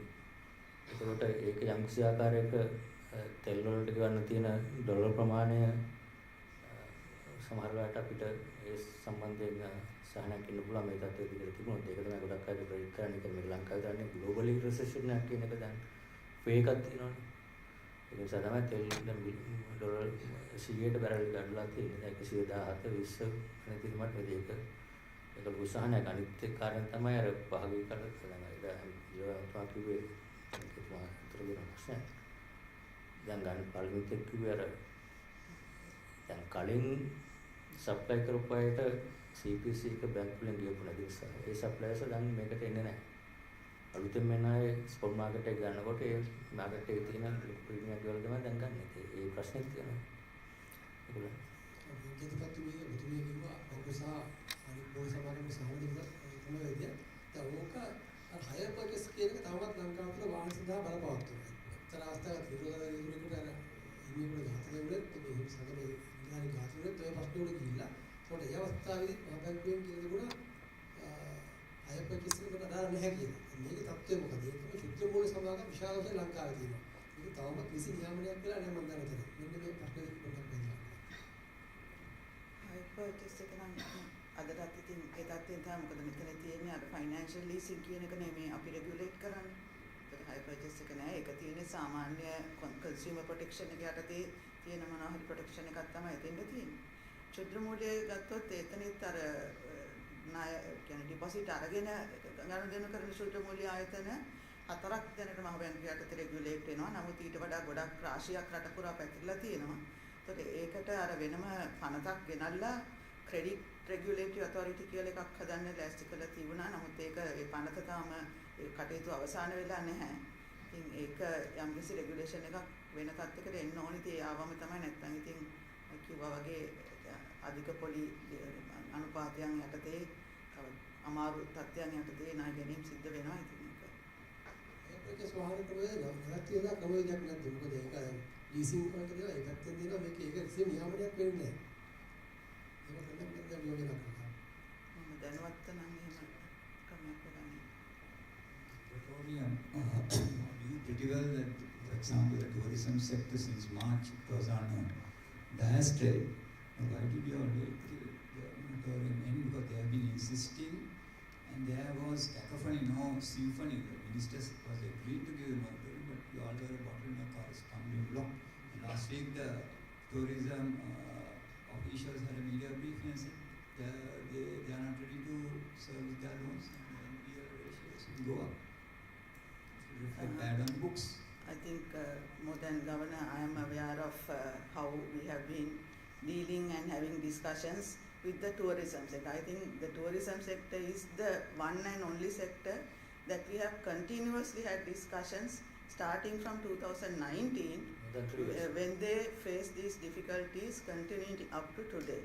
And we have written letters, have discussions, given them some kind of guidance what should happen, but it has come to this state. But of course, I as a central bank officer, I can't divulge all those information here, but the industry is aware. Industry representative have come and met us, the SLTDA has come and met us, the Ministry of Tourism, the secretary, they have come and met us, and they know we have told them each time when we extended, we have even written letters and said this is the last time. The banking sector can't go through this.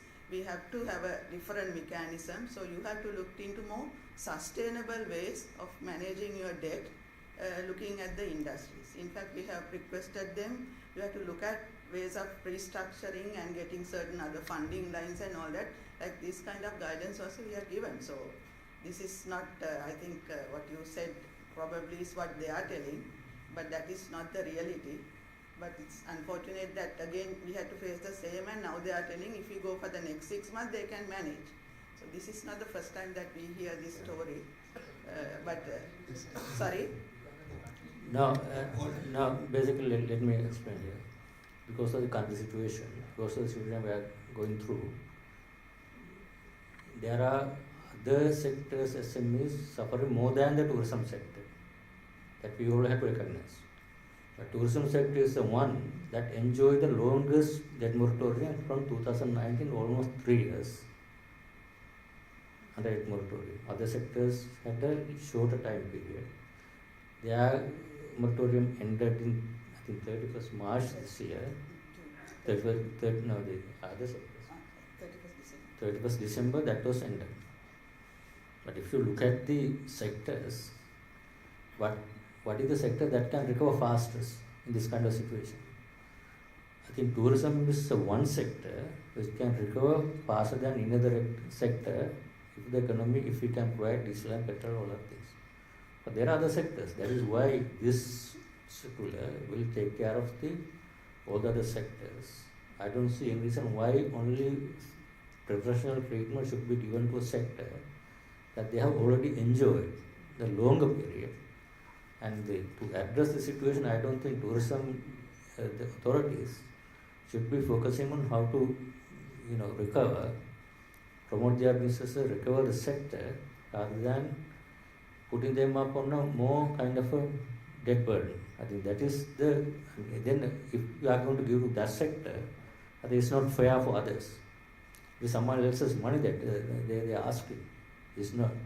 Otherwise, the sector will have to come up with the financial mechanism, or it has to be coming from the taxpayers' money.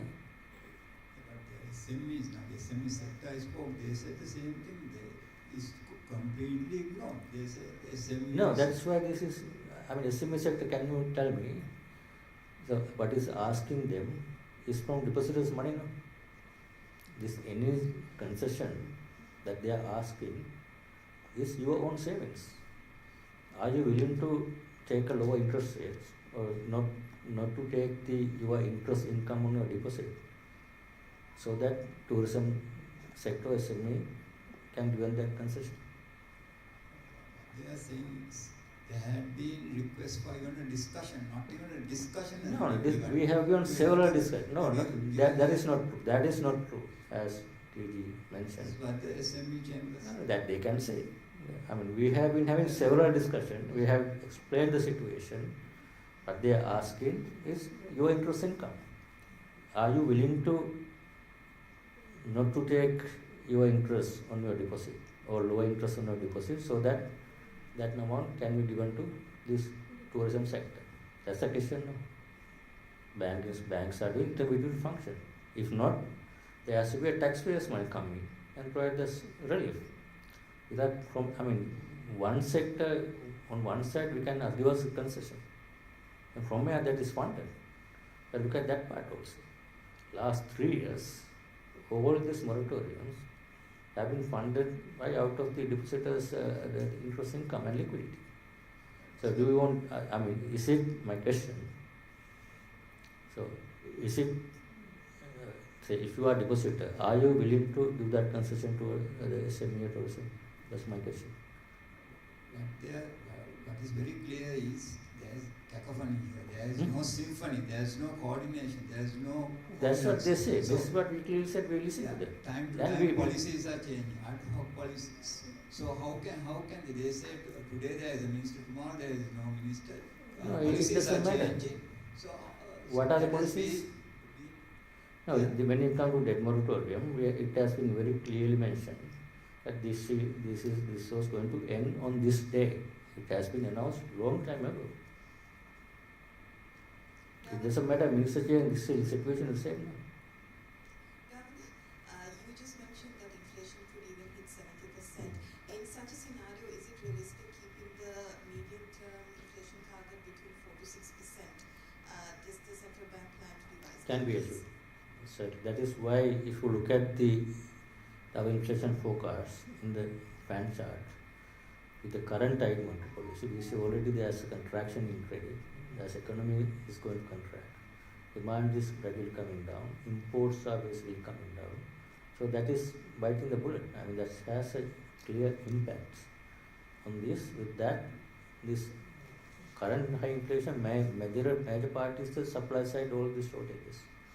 So that will remain at least once it goes up, remain at least 12 months period. And beyond that, once we have these policies, that most probably we are confident on the central bank side that we will curtail that inflation. So when you say a year, you're looking at high inflation till about June and then tapering after that? Yeah, I mean, if that is a peak in, say, next month is the peak, and that peak gradually will be coming down until a 12-month period, because once prices go up, unless it can come faster down if we can address this supply shortages, that is creating additional burden or premium on the prices because of shortages, these prices are going up. That is one other thing. If we can address that at least in 4 to 6 months, then that will help that part to be addressed sooner.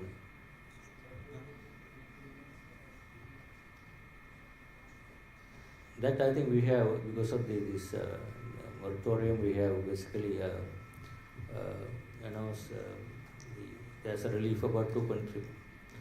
International debt payment we are not paying now, so we wait until the second process start. Once they agree, then we can tell you the numbers what we are going to pay.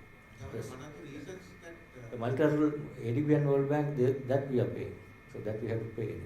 Governor, one of the reasons some of these people from the bond markets what we hear is that they are bidding a little higher. In addition to inflation is also because of this fear of that rupee bonds may be restructured. Has there any kind of interest being made by the foreign? Sorry, I can't hear it. No, for the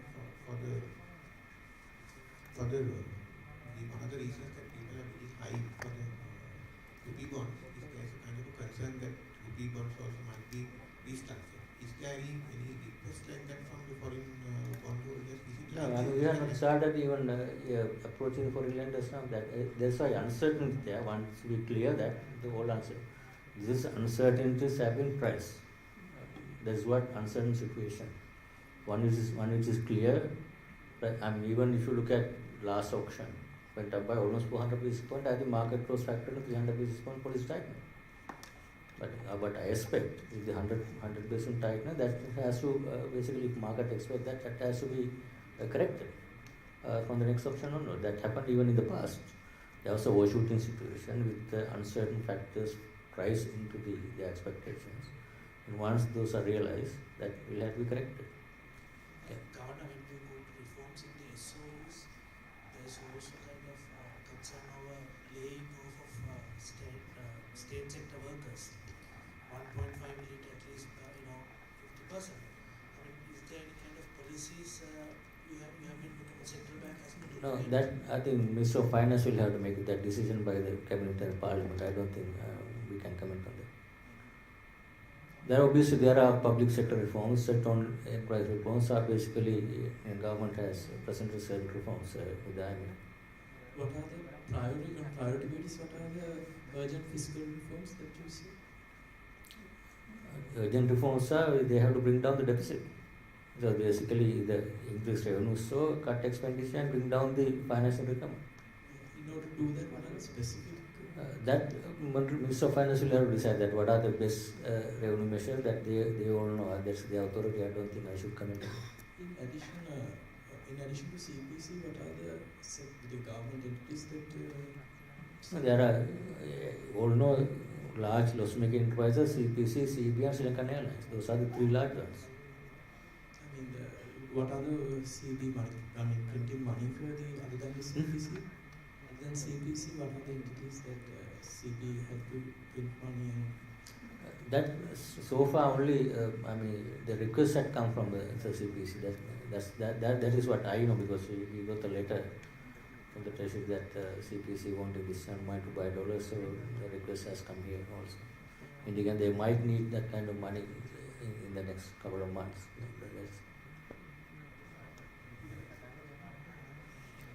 There's no kind of a projection, that we have to look at the. This is why we are encouraging banks to look at their situation and how best they can minimize the NPL situation by giving the relief for the creditors that with them. That all depends on how they are going to implement all this, whatever the relief they are going to offer, who depending on their capacity to repay their obligations. That all difficult to predict now actually. What was the market interest rate prediction after this rate hike? Market rates, I think, in my view, the last Treasury bill auction was a kind of overshooting situation. I don't think Treasury bill rates would have gone up by 400 basis points, but our basically objective was to raise as much as possible for the market, despite whatever the uncertainties. That's what we did basically. So then obviously, if the expectation of uncertainty is clear, then probably that will settle. So then this is why it is important when we raise interest rates. Obvious decision for any private sector, SME or any business is to bring down the level of borrowings. If they can't afford, it is a whole trust of the monetary policy. But whenever we raise interest rates, the government is not in a position to bring down their levels of borrowings, then that is kind of an anomaly. That monetary policy may not be fully effective if one part of the stakeholders are not in a position to respond to high interest rates. That's why that reforms or policies need to be implemented sooner the better, so that they also will be responsive to the interest rate increases. That's why we see all the time government securities market going up. Then other markets rates are following that rate. That is the benchmark rate. So that is the anomaly between the policy rate and the market government securities market rates. That is all now market-based raising financing for the government, other than this immediate direct issuances on a case-by-case basis. Professor Steve Hank සඳහන් කරනවා උදේ සටහන කවුද? කියලා Professor Steve Hank ලංකාවේ 157.6 නෙමෙයි 113ක් මේක අවසන් කරන්න නම් කරන්න තියෙන්නේ මහ බැංකුව වෙනුවට කරන්සි බෝඩ් එකක් පත් කරන්නේ කියලා. මොකක්ද ඒක? ඒක ඉතින් එතුමාගේ මතය ඒක හොඳයි. හැබැයි ඉතින් උද්දමනය මයින්නේ රටේ ලෝකම පිළිගත්ත ජාත්‍යන්තර පිළිගත්ත ක්‍රමවේදයක් තියෙනවනේ. අර SNA Standard National Accounts කියලා ජාත්‍යන්තර උල්ලංඝන මුදල ලෝකෙට මහලා තියෙනවා. මෙන්න මේ විදිහට GDP මනින්න, මේ විදිහට ඉන්ෆ්ලේෂන් මනින්න, මුළු ලෝකෙම මනින්න. එහෙම ඒක මෙතන මනින්න. අපේ ඉන්ෆ්ලේෂන් මෙෂර් කරන විදිහට අපි කියන්නේ මේ ඉන්ෆ්ලේෂන් එක හරි. ඉතින් එතුමාගේ ඉන්ෆ්ලේෂන් එක එක එක්කෙනාට එක විදිහට මනින්න පුළුවන්. ඒක මා ක්‍රමවේදයක් ඇති. ඉතින් එහෙම ක්‍රමවේදයක් තුල ඉන්ෆ්ලේෂන් එක මොකද්ද කියන එක මම නැත්නම් ඒක කීයෙන් පිළිගන්නවද කියන එක. මොකද ඒක ක්‍රමවේද කියනවනේ. කියන්නේ ඉන්ෆ්ලේෂන් එක කියන්නේ consumer price index එකක basket එකක් තියෙනවා. ඒ basket එක කොහොමද represent කරන්නේ, කොහොමද කිඹෙල් ගණන් actual prices හැමතැනම එකතු කරලා ඒ ක්‍රමවේදය තුල ලෝකෙ පිළිගත් ක්‍රමයකට හදනවා. ඒ එතුමා කරන්නේ කොහොමද කියන එක මම නම් ඒක සාමාන්‍ය දැනීමක් නෑ කියන මම කියන බලන්නේ සාමාන්‍ය. ඒතකොට ඒ පදනම් මත තියෙන ඉඳගෙන කියන ඒක පිළිගන්නේ නැත්නම් ඒ පදනම් මත ගන්න අනිත් recommendation මම හිතන්නේ ඒක පිළිගන්න අමාරුයි. කාරණාවක් පිට අහන්න ලැබුණා ඊයේ දවසේදී මොකද? ඊයේ දවසේ අපිට අහන්න ලැබුණා සිම්බාබ්වේ ඔහුගේ මුදල් ඒකකයේ වෙනුවට ලංකාසි භාවිතා කරන්න යොමු වුණා කියලා. අතන ලංකාවේ රුපියලට මේ වගේ අවදානමක් තියෙන පිළිගැනීමක් නැති වෙදී ඉදිරියට යද්දී ඒක නිසා තමයි ලංකාවේ මේ උද්දමනය සිම්බාබ්වේ මම හිතන්නේ මම 200කින් වැඩි කරා කියලා පොලියන් පාතේ. ඒ උද්දමනය වැඩි වෙනකොට ඒක තමයි කරන්න තියෙන්නේ. වෙන කරන්න දෙයක් නැහැ. එතකොට ඒක නිසාම තමයි අපි මේ පොලියන් පාතේ වැඩි කරලා උද්දමනය පාලනය කිරීම පළවෙනිම වැදගත් කාරණේ. ඒක කරේ නැත්නම් වෙන ඔය වගේ දේවල් ගොඩක් ඒකේ ප්‍රතිඵල අනුව කොට දෙන්නට ඒ ප්‍රශ්නෙන්න පුළුවන්. ඒ රටේ ආර්ථිකය මෙහෙයීමේදී මුදල් ප්‍රතිපත්තිය ක්‍රියාත්මක වෙන්නේ නැති වෙන ගුණ ඉෆෙක්ටිව් නැති වෙනවා. එහෙම සත්‍යකට ආවොත්. ඒතකොට ඒ නිසා තමයි මුදල් ප්‍රතිපත්තිය දැනට පැහැදිලිව අපිට පේනවා ඉෆෙක්ටිව් කියලා. අපිට පේනවා ඉකොනොමික එක රෙස්පොන්ඩ් කරනවා කියලා. ඩිමාන්ඩ් එක අඩු වෙනවා, ක්‍රෙඩිට් අඩු වෙනවා. එතකොට මේ තියෙන supply side issues නිසා මේක පාඩක වෙලා දෙනාට මේ ක්‍රියාත්මක ගියාම අපිට උද්දමනය පාලනය කරන්න පුළුවන්. ඒක කරන්න ඕන මහ බැංකුවක් කියන්නේ. මීට සති කිහිපයකට කලින් අපි දැක්කා සතියන්ත පුවත්පත්වල දැනීම් පළ කරලා තිබ්බා සෝරා ප්‍රජාව කියලා සමාගම සෝවාර් කියන මුදල් ඒකක ලංකාවේ නිත්‍යානුකූලව පිළිගන්නේ කියලා. මේ සම්බන්ධයෙන් මහ බැංකුව කිසිම ප්‍රතිචාරයක් දක්වන්නේ නැහැ. ඒක මම දැක්කත් තිබුණේ. ඔය දැනීමක් තිබුණා අපි ඒ ගැන තොරතුරු ගන්නත් උත්සාහයක් ගත්තා. නමුත් ඒක ලැබුණේ නැහැ. තාම ඒක ඒ උත්සාහය අත්හැරලා නැහැ. මොකද එතන කන්ටැක්ට් කරන්න ඒ හරියට විස්තරයක් නැහැ. ඉතින් අපි තාම දැනුවත් වෙලා නැහැ. ඒ මොකද්ද ඒ මූලාශ්‍රය මොකද්ද කාවද කන්ටැක්ට් කරන්න ඕනේ කියන එක තාම අපිට ලබා ගන්න බැරි වෙලා තියෙනවා. ඒ උත්සාහය තාම අපි ඒක පරීක්ෂා කරන එකම දේ තියෙන ජනතාවනේ මුදල් එකේ පිළිගන්න ඕනේ. ඒතකොට දැන් ඔබතුමා පිළිගන්නා ඔය කියන මුදල් එකේ පිළිගන්නේ යම්කිසි පදනමක් කවර් බෑක් කරන්න ඕනේ. ඒතර ඒ කියන තොරතුරු යම්කිසි කෙනෙක් ඉදිරිපත් කරන්න ඕන ඒක පිළිගැනීමට නම්. ඒක අපි මේකක් තියෙනවා සාමාන්‍ය ගොනු රටක මුදල් ඒකක කියන එක ඒ මොන්ට්‍රියල් ඔතොරිටි එකේ සෙන්ට්‍රල් බැංක් එකේ වක්කීම. මොකද ඒකට බැකින් එකක් යම්කිසි ආකාරයක වක්කීමක් තියෙනවනේ නිකුත් කරන මුදල.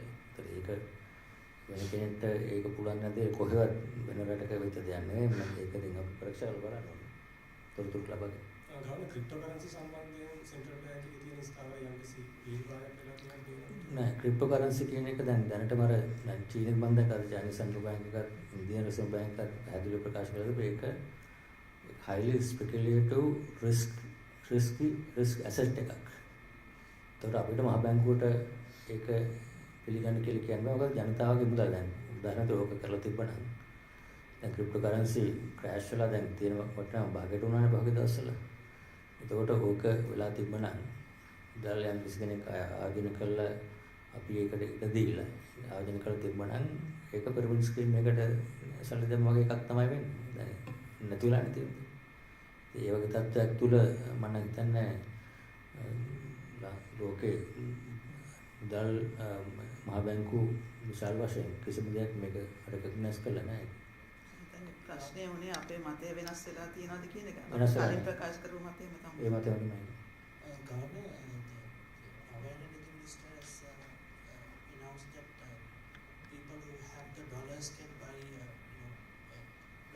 petrol, fuel in dollars, and they can No, book that- bonds from 12th onward they are supplying. So has the central bank given approval for that? Now, what has been announced that we have also given certain approval people who earn foreign exchange. If they can, for example, export, there's a repatriation requirement. They have to repatriate 100% and convert whatever the balance after deducting their imported contents. Balance will have to be converted. Then they have to sell. Banks will say 25% of that to the central bank. That's requirement. So what Energy Minister and CPC basically, because they are finding it difficult to find dollars, they are trying to collect dollars from people who are earning foreign exchange. So that they are circular. We have also given permission if anyone who is earning foreign exchange, coming through a banking system, then from bank account to CPC bank account, we have given permission only for that purpose for certain foreign exchange earners. That is only the permission that we have given. We are given on case by case basis. Yeah. But not everyone can't pay in dollars. It's only people who want to. Otherwise, but I just want to mention this also. There also this open account, the Hawala Undial business is happening all the way through this open account. Now we impose a ban. As a result, we saw the black market premium was coming down almost close to the official listing under our guidance. That was coming down. But recently, there's a lot of pressure from some of the people who are doing Hawala Undial business in Colombo, PETA and all these areas. People who are doing open account imports, saying that they import essential items, had a strong lobby, and they got the cabinet approval to the Ministry of Finance Authority, got some items exempted from that requirement that we ban open accounts. As a result, now we can see that Hawala Undial business again going back, and black market premiums also going up. So our request is that we basically did not recommend that. Consequence would be, if there is a premium in this Hawala Undial business, backed by all these people doing open account business, will create an unnecessary grey market that was basically curtailed as a result of the measures. But there's a risk of that is also growing as a result of this lobby from very few traders, and they have been able to lobby to the government and got an exemption from certain items. But on the other hand, Governor, the allegation is, but when you have the stable exchange rate and they can't get the dollars from banks, they can't open the LCs from the banks, they can't actually import the essential items, right? No, that was then how, when we imposed, how that premium came down. The premium came down. So we asked banks to finance, at least to a certain extent, finance those imports. We arranged also. And there was a threat that there will be shortages. There were never any shortage for any items. And if you look at what is the priority, whether it is the priority to import this alalulu parippu or it is priority to bring diesel or petrol. So even if they import open accounts, bring that to their warehouses, without petrol, diesel, that can't be delivered to people. So what they are doing now is to, instead of that money that should have come through official channels, are diverted by paying higher premium through this open account business. And they don't care, they price that. If you pay 400 rupees, it is in the price of dal, sugar, everything. And that people are paying for that. And that money is being used for, not only that, once you open that account, there are a lot of other imports also coming through that channel, and as well that created an additional market. It is not because of the guidance, it is because of the allowing this market to thrive. That's why we impose a ban, but it is coming back again. In terms of remittances, are you revisiting your policies to boost the remittances? Remittance policy is that if once you see this kind of exchange rate, say early it was 200 rupees, and now you can get, if you come through banks, 365. And once you get the remittances into the banking system, if you convert that, you can earn over 20% interest. And if they keep in dollars, they can earn at least 7-8% banks are now paying. So what else? I mean, there are obviously, I know Minister of Foreign Affairs, Minister of Employment is also working out a package to incentivize, give some incentives to encourage some of the money coming through bank system. That I think I understand he had a discussion with us also. And our Foreign Currency Department also submitted some proposals to Minister of Finance and that ministry. So that is going through a process. I think probably that will also encourage some of the people to send money through the formal channels. Governor, now India has given us a 3.5 billion credit line. In addition to that, we get credit swap facility from Bangladesh, 500 million. Now, in addition to that, we saved around 2 billion from the order deferred in April. Okay. And we don't have to pay 2 billion. Now, so of course we have lost around 4 billion from remittances, but that has been offset by the Indian credit line, Bangladesh shop, and also not paying the debt to other people. But still there is a huge shortage in the essential commodities. Why is that? And the question is, now in this case, even if you get an IMF package, the IMF package I think around 3 billion we will be getting, and that also not at one go. So even if you get an IMF package, do you think the shortage of all these essential commodities will be solved? How long will it take? And then some say that we have to get back to the bondholders once again after debt restructuring. I think these are going to take a long time. How long do you think it will take? Once you get the IMF package, it means we have reached agreement with the creditors on financial assurance, then only package will come. The IMF package is approved by the board, IMF board. Then World Bank and ADB also given support additional financing, enhance their support. So that there's an additional package coming in. At the same time, with the debt restructuring, our debt burden, what we have to pay would be much lower than what we have been paying in the last 2 years. So with that, when we look at the numbers, we think that is sufficient for us to come back to a stabilized situation and address all these things. But meantime, this is what the situation that I already explained, is that there has been Indian line of credit, SOF facility, Bangladesh SOF facility, SU accumulation, that has been helping to fill the gap so far. So even going forward, we expect that to continue so that we can manage until we go to the IMF. If not, we have to adjust ourselves and manage with the what they got 1 billion from exports, other 300-400 million from remittances. Then if we can curtail the imports to about 1.3 billion, so that we can manage the balance that situation. You said about bridge financing from India, Japan and China. Now to solve the situation, what kind of bridge finance do you expect to solve the situation? That depending on the imports. So for example, if we had import bill of 2 billion, then we need more bridging financing. Now import bill has come down 1.3 billion. Exports about 1 billion, the remittance 300 million. That probably should be sufficient for us to manage. But now the issue here that there's a legacy, payments those are coming due because of the arrears that those not paid. Bank system has some arrears to be paid by some of the suppliers. Those also adding into this current day-to-day inflows and outflows. That will have to be taken care of, or we have to seek some extension of those credit going forward so that we can manage the situation. With the high treasury rupee bond rate, is there interest from foreigners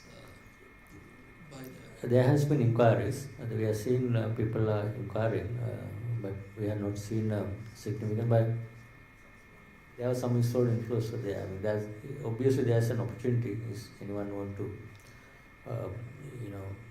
have their positions with their expectations, then there's certainly this. So if someone bring dollars and convert into rupees, at this exchange rate and investing say 20% is in my view that's a very reasonable return, even if you factor in the current risk on the currency. CB is doing any kind of marketing for that? The rates are high, foreigners, foreign equities can come. We are not. There are proposals coming from people who live abroad. Why don't you? I mean, there's some basically promotion that there are some certain things are going on. So I think that is one thing we should promote further. Governor, will the Hamilton Reserve Bank lawsuit have any impact on debt negotiations? No, that will be separated. That is dealt by our lawyers separately. Yeah, I don't think that is going to have any.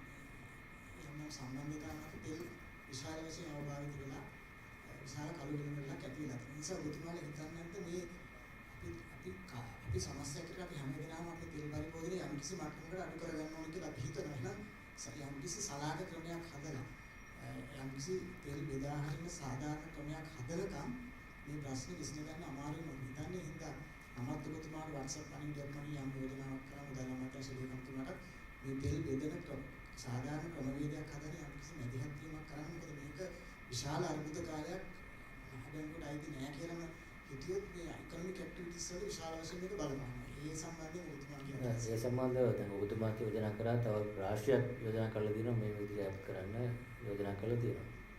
ඒක දල මතාංශයට වගේම බලස්පිත මතාංශයට යොමු කරලා තියෙනවා. ඒගොල්ලෝ අපිට කියන්නේ ඒක කරගෙන යනවා කියලා. එතකොට දැන් දල මතාංශයට යෝජනා කරලා තියෙනවා තවත් යෝජනා කරලා තියෙනවා ඒක ක්‍රියාත්මක වෙන්නේ නැත්නම් ඒකේ බලතලය තියෙන්නේ කැබිනට් සහ රජයටනේ. ඒතර දල් මණ්ඩලයට මහ බැංකුවට තමන්ගේ අපිට උලක් කියන්නේ. මොකද එතෙන් ගහ ගිහිල්ලා ක්‍රියාත්මක කිරීමට අපට වැඩි යම්කිසි බලතලයක් තියෙන මුදල අමාත්‍යාංශයට. ඒ තුලින් අදාළ අමාත්‍යාංශයට බෙදාහැරෙන්න. ඉතින් ඒ ක්‍රියාවලිය කරනවා කියලා ධර්ම දීලා තියෙනවා කරනවා කියනවා සමර්ථකල් මම දැකලා තියෙනවා අර සාර්ථක ක්‍රමයක ක්‍රියාත්මක කරලා තියෙනවා ටිනොච්චේද කොහෙද අර ටෝකන් එකක් දීලා ඒක අපි ඒකත් කියලා දෙනවා මේ මෙහෙම එකක් හදන්න පරක්කුනේ වයි ක්‍රමයක් හරි කරන්න කියලා. ඒක ක්‍රියාත්මක වීමේ ඒක නිසා මම කිව්වා අර මේක විතර නෙවෙයි තා ගොඩක් දේවල් තියෙනවා මේක කලින් ක්‍රියාත්මක කරා නම් අපි මේකත් තින්නේ නැහැ කියලා. මේකත් ඒ වගේ එකක් තමයි.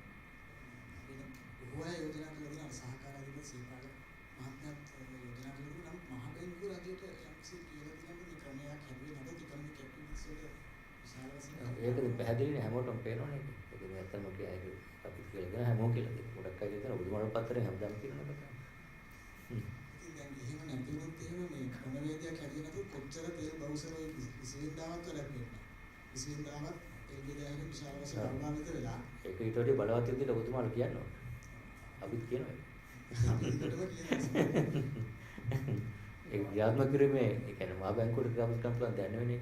ඒතකොට ක්‍රියාත්මක කරන්නේ යම්කිසි ආයතනයක් ඒජන්සියක් ඉන්නවා ඒක ක්‍රියාත්මක කරන්න ඕනේ. ඒකදී අනිත් පැත්තට අපි හැම කෙනෙක්ම පෞද්ගලිකව කරන්න තියෙන දෙයක්. අපි ගිහිල්ලා ගන්න නිසා නේ ඔය තව කෙනෙක්ට විකුණන්න පුළුවන්. ඉතින් මංගොල්ලකාරන්ට මංගොල්ල ගන්න එපා හොරකම් කරන්න එපා කියලා ඒක කරන්නේ නීතියක් තියෙනවා. ඒකට තව කොස්ට් එකක් වෙනවා. දැන් කොහොමද සිස්ටම් එකක් තියෙන්න ඕනේ. ඒක පිළිගන්නවා. ඇප් එකක් තියෙන්න ඕනේ. මේ ඩොලර් ප්‍රශ්නේ අවුරුදු දෙක තුනක් හැදෙන ප්‍රශ්නයක් නේ. ඉතින් පෙට්‍රල් බෙදාගෙන ක්‍රමවේදයක් හැදුවේ නැත්නම් සියලු දෙනාම මේ පීඩාවටපත් වෙනවා ආර්ථික කටයුතු තලපනවා. ඒ නිසා මම හිතන්නේ ඊට වැඩිය මේ ක්‍රමවේදයක් හදන්න යම් කිසි නැදියක් තියෙනවක් අවශ්‍යයි කියලා අපි අදහස්.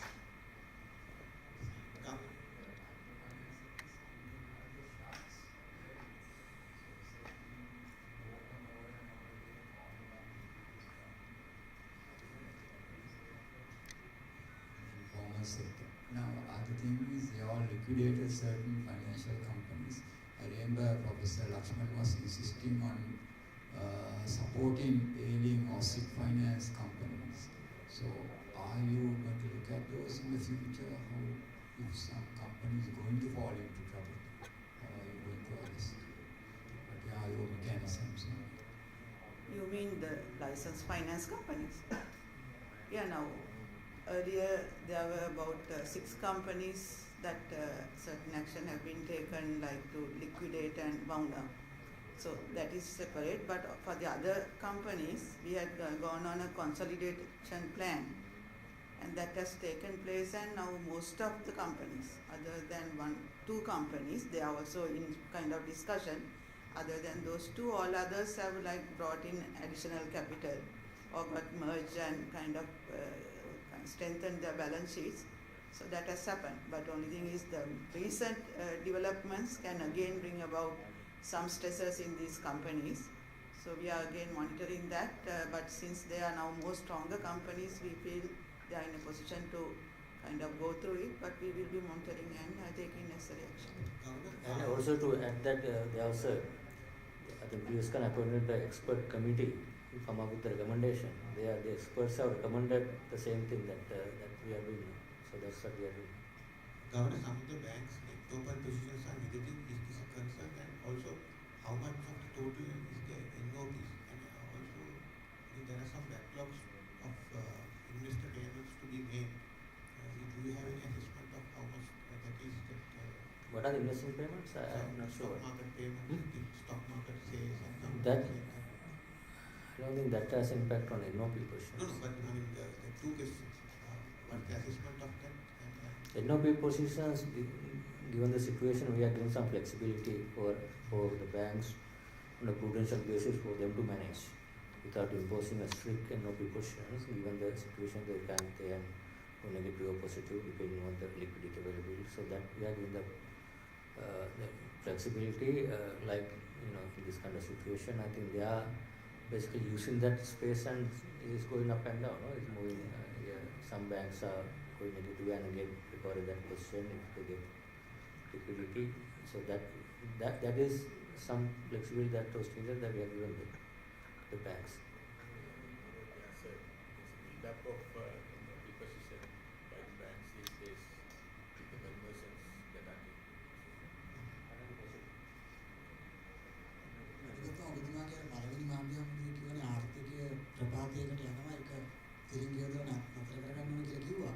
ඒකවල අපිට තේරෙන්නේ තාම තිරිංග හරියට වැඩ කරන්නේ නැතුව තාම ප්‍රපාතයට යනවා කියලා අපිට පේන කාරණේ මොකද මහදෙවියාගේ ප්‍රශ්න තිබුණ වෙලා ඒ දවස්වල තියෙන පොලිමේ ඉඳලා ගහගන්න පුළුවන් දැන් පොලිමේ ඉඳලා ගහගන්න තේ කම්බලක්වත් ෂේප් ගහලා දාලා ඔක්කොම බ්ලැක් මාකට් එකේ තියෙන්නේ. ඉතින් එතකොට ධම්මික පෙරලා අනුතුමා ප්‍රකාශ කරන ඩොලර් ගෑ ගැනීම සඳහා කිසිම ප්ලෑන් එකක් නැහැ වර්තමාන මුදල් ගන්න කියලා. ඒක කාරණා ගන්නවා කිව්වොත් ක්‍රෙඩිට් ලයින් සම්බන්ධයෙන් ආගමික සම්බන්ධයෙන් සේවය ප්‍රමාද කරනවා කියන මුදල් ගන්න තියෙනවා. ඒක මේක මේ ආර්ථික අර්බුදය විසඳා ගැනීමට බලපාන කාරණයක්. ඔබතුමා කිව්ව විදිහට අර තීන්දුව යොදලා ආර්ථිකය පරිණත යන එක නවත්ත ගන්න බලපාන කාරණයක්. ඒ සම්බන්ධයෙන් ඔබතුමාගේ නිරීක්ෂණය මොකක්ද? මගේ නිරීක්ෂණය මම මුලින් කියපු එක තමයි මම දැන් කියන්නේ. ඒ තරිංග යන ප්‍රපාතයට යන එක වැළැක්වීමට මහා බැංකුවෙන් විතරක් කරන්න බැරි දෙයක්. ඒක තමයි ඉලක්කය. මේක ෆිස්කල් පොලිසි කොමිටි එකට මේ පැකේජ් එකට එනවා. එතකොට ඒ තුන එකට ආවනම් මෙලහට මේක අපි මම ඉස්සෙල්ලා කිව්වා වගේ මේක රිකවර්ලා. නම් ඒක ප්‍රමාද වෙනකොට ඒ අඩු වෙන එක හරි ප්‍රමාද වෙන එක තව ටිකක් ප්‍රමාද වෙනවා. ඒකට ඒක නිසා අපි අර ඔක්කොම ඉක්මනට කරොත් අපිට එතන නවත්තලා උඩට යන්න පුළුවන්. අනිත් කරුණ වලට මම නම් මේ මහ බැංකුව අධිපති විදියට මැතිවතුරු කියපුවාට මම හිතනවා මම කිසිම කමෙන්ට් එකක් නොකළ යුතුයි කියන මගේ මතය. ගාන ඊයේ ඔප්ෂන් එකේදී ටීවී රේට් එක 28ක් පන්නන ගියා.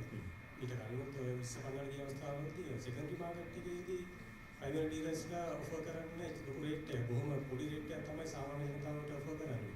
මෙතන කියන්නේ ඒකේ වාසිය සාමාන්‍ය ජනතාවට ගන්න අවස්ථාවක් ලබා දෙන්න දෙයක් නැහැ.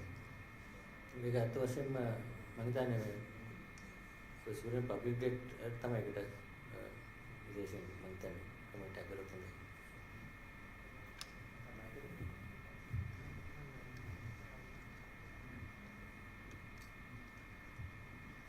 ඔව් යම් ආකාරයකින් අපිට ප්‍රාථමික වෙළඳපොලේ තියෙන පොලි අනුපාතයේම අවසාන ආයෝජකයාට හම්බ වෙනවද කියන පිළිබඳව යම් අවස්ථාවලදී ආයෝජකයන්ත් අපිට කරුණු දක්වලා තියෙනවා.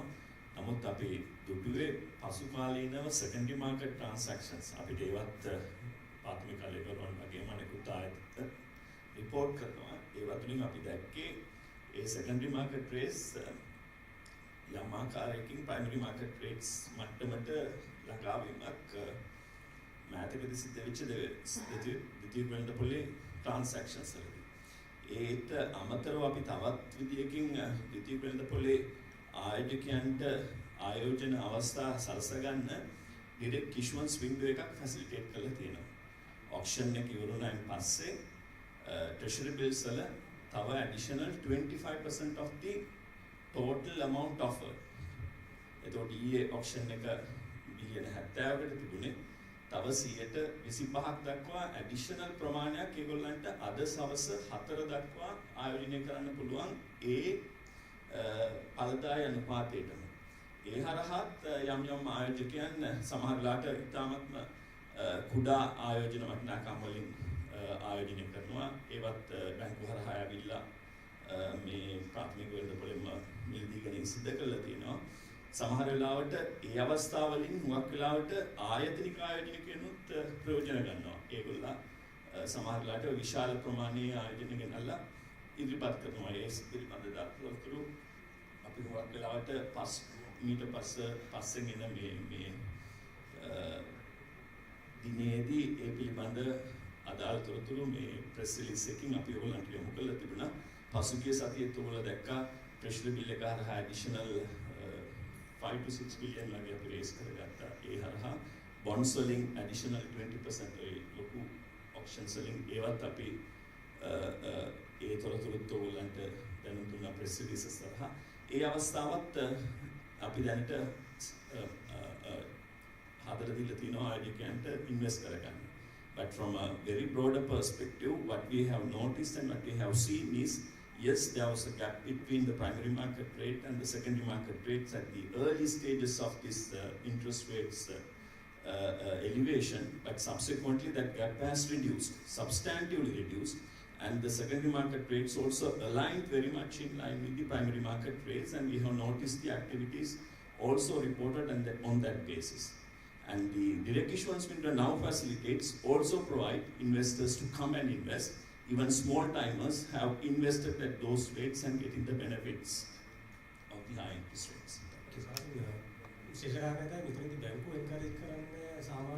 ඔව් නෑ ඒ කියන පොයින්ට් එක හරිය. මොකද ඒක හේතුව තියෙන්නේ දැන් මේක treasury bills වලට ලොකු රේට් එකක් ඔෆර් කරනකොට හැමෝම බලනවා මේකට ඉන්වෙස්ට් කරන්න පුළුවන්ද කියලා. ගොඩාක් accounts open කරලා ලොකු demand එකක් දැන් තියෙනවා.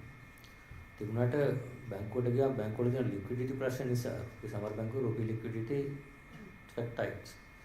ඒගොල්ලෝ කැමති නැහැ යාගේ ඒගොල්ලන්ගේ ඩිපොසිට් එක මෙතනින් අයින් කරලා අරකේ ඉන්වෙස්ට් කරනකොට ඒගොල්ලෝ පොඩ්ඩක් එහෙම එන්කරේජ් කරන්නේ ප්‍රොමෝට් කරන්නේ නැහැ බිස්නස් එක. ඒගොල්ලන්ගේ තියෙන එක ඉන්වෙස්ට් කරනවා. අර ඩිපොසිට් එක කියනවා මේක එහෙනම් තව රේට් එකකට ඔෆර් කරලා නම් අර රේට් එක මැච් කරන්නේ නැහැ ඒගොල්ලෝ සමහර ඒක තියෙන ප්‍රශ්නයක්. අපි අතර වශයෙන් කියන්නේ ඒක අර විශේෂයෙන් බැංකු ප්‍රාථමික වෙළඳ ඉන්න අයට ඒ අවස්ථාව තියෙනවා පේනවා. ඒක තමයි අපිට කියලා දෙනවා බැංකු නොවන ස්ටෑන්ඩ් ප්‍රයිවට් ඩීලර්ස්ලාට එහෙම ප්‍රශ්නයක් නැහැ. ඒක ඒගොල්ලෝ හරහා ගියොත් ඒක පාස්වෙන් කරගන්න පුළුවන්. අර උලන්න සල්ටි ගන්න පුළුවන් නම් ඒක තමයි තියෙන එකට තියෙන ක්‍රමවේද මම හිතන්නේ. ඒගොල්ලෝ ඉන්නේ නැත්තම් ඒක මාකට් එකක් තියෙනවා. බැංක් ප්‍රයිවට් ඩීලර්ස් ඉන්නවා නන් බැංක් ප්‍රයිවට් ඩීලර්ස් ඉන්නවා. ඒකට මෙතනින් දෙන්න නැත්නම් අර උලන්ට යන්න පුළුවන්. ඒගොල්ලන්ට ඩිපොසිට් එක විත්ඩ්‍රෝ කරලා අකට දාන්න පුළුවන්. ගොඩක් අය අත් වශයෙන්ම කමාරුන් හරි වැඩ කරන අයත් ඉන්නවා දැන්. Now, if there is a, because of the purpose, if there is a presidential or a parliamentary election, will that disrupt the IMF negotiation? What kind of an impact? No, IMF basically have this thing with the country, not with any administration. As long as there is a president, prime minister, the parliament, cabinet, then at any point they will sign the agreement with the existing government, and then commitment will go beyond. If that government is going to be here, subsequent government also will have to meet those commitments once we agree to a program. I don't think they have not indicated any that kind of thing unless they agree. They only need basically the functioning government with proper democratic process, and then who can commit to a long-term program. That's the only requirement.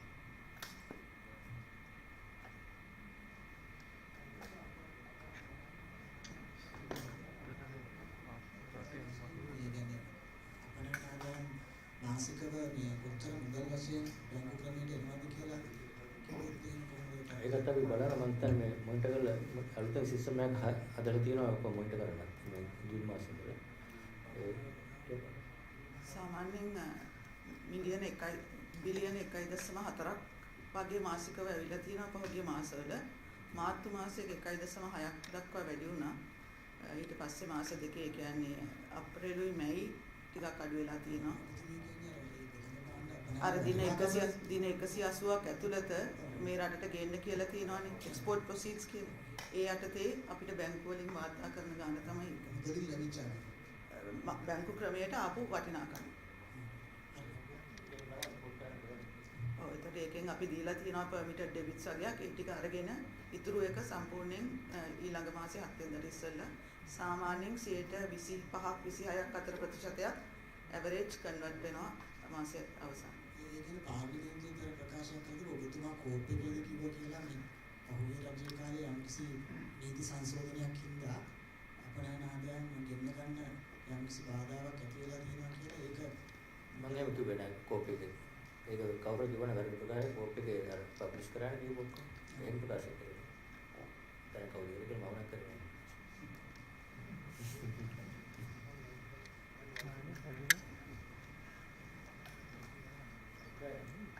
Thank you very much.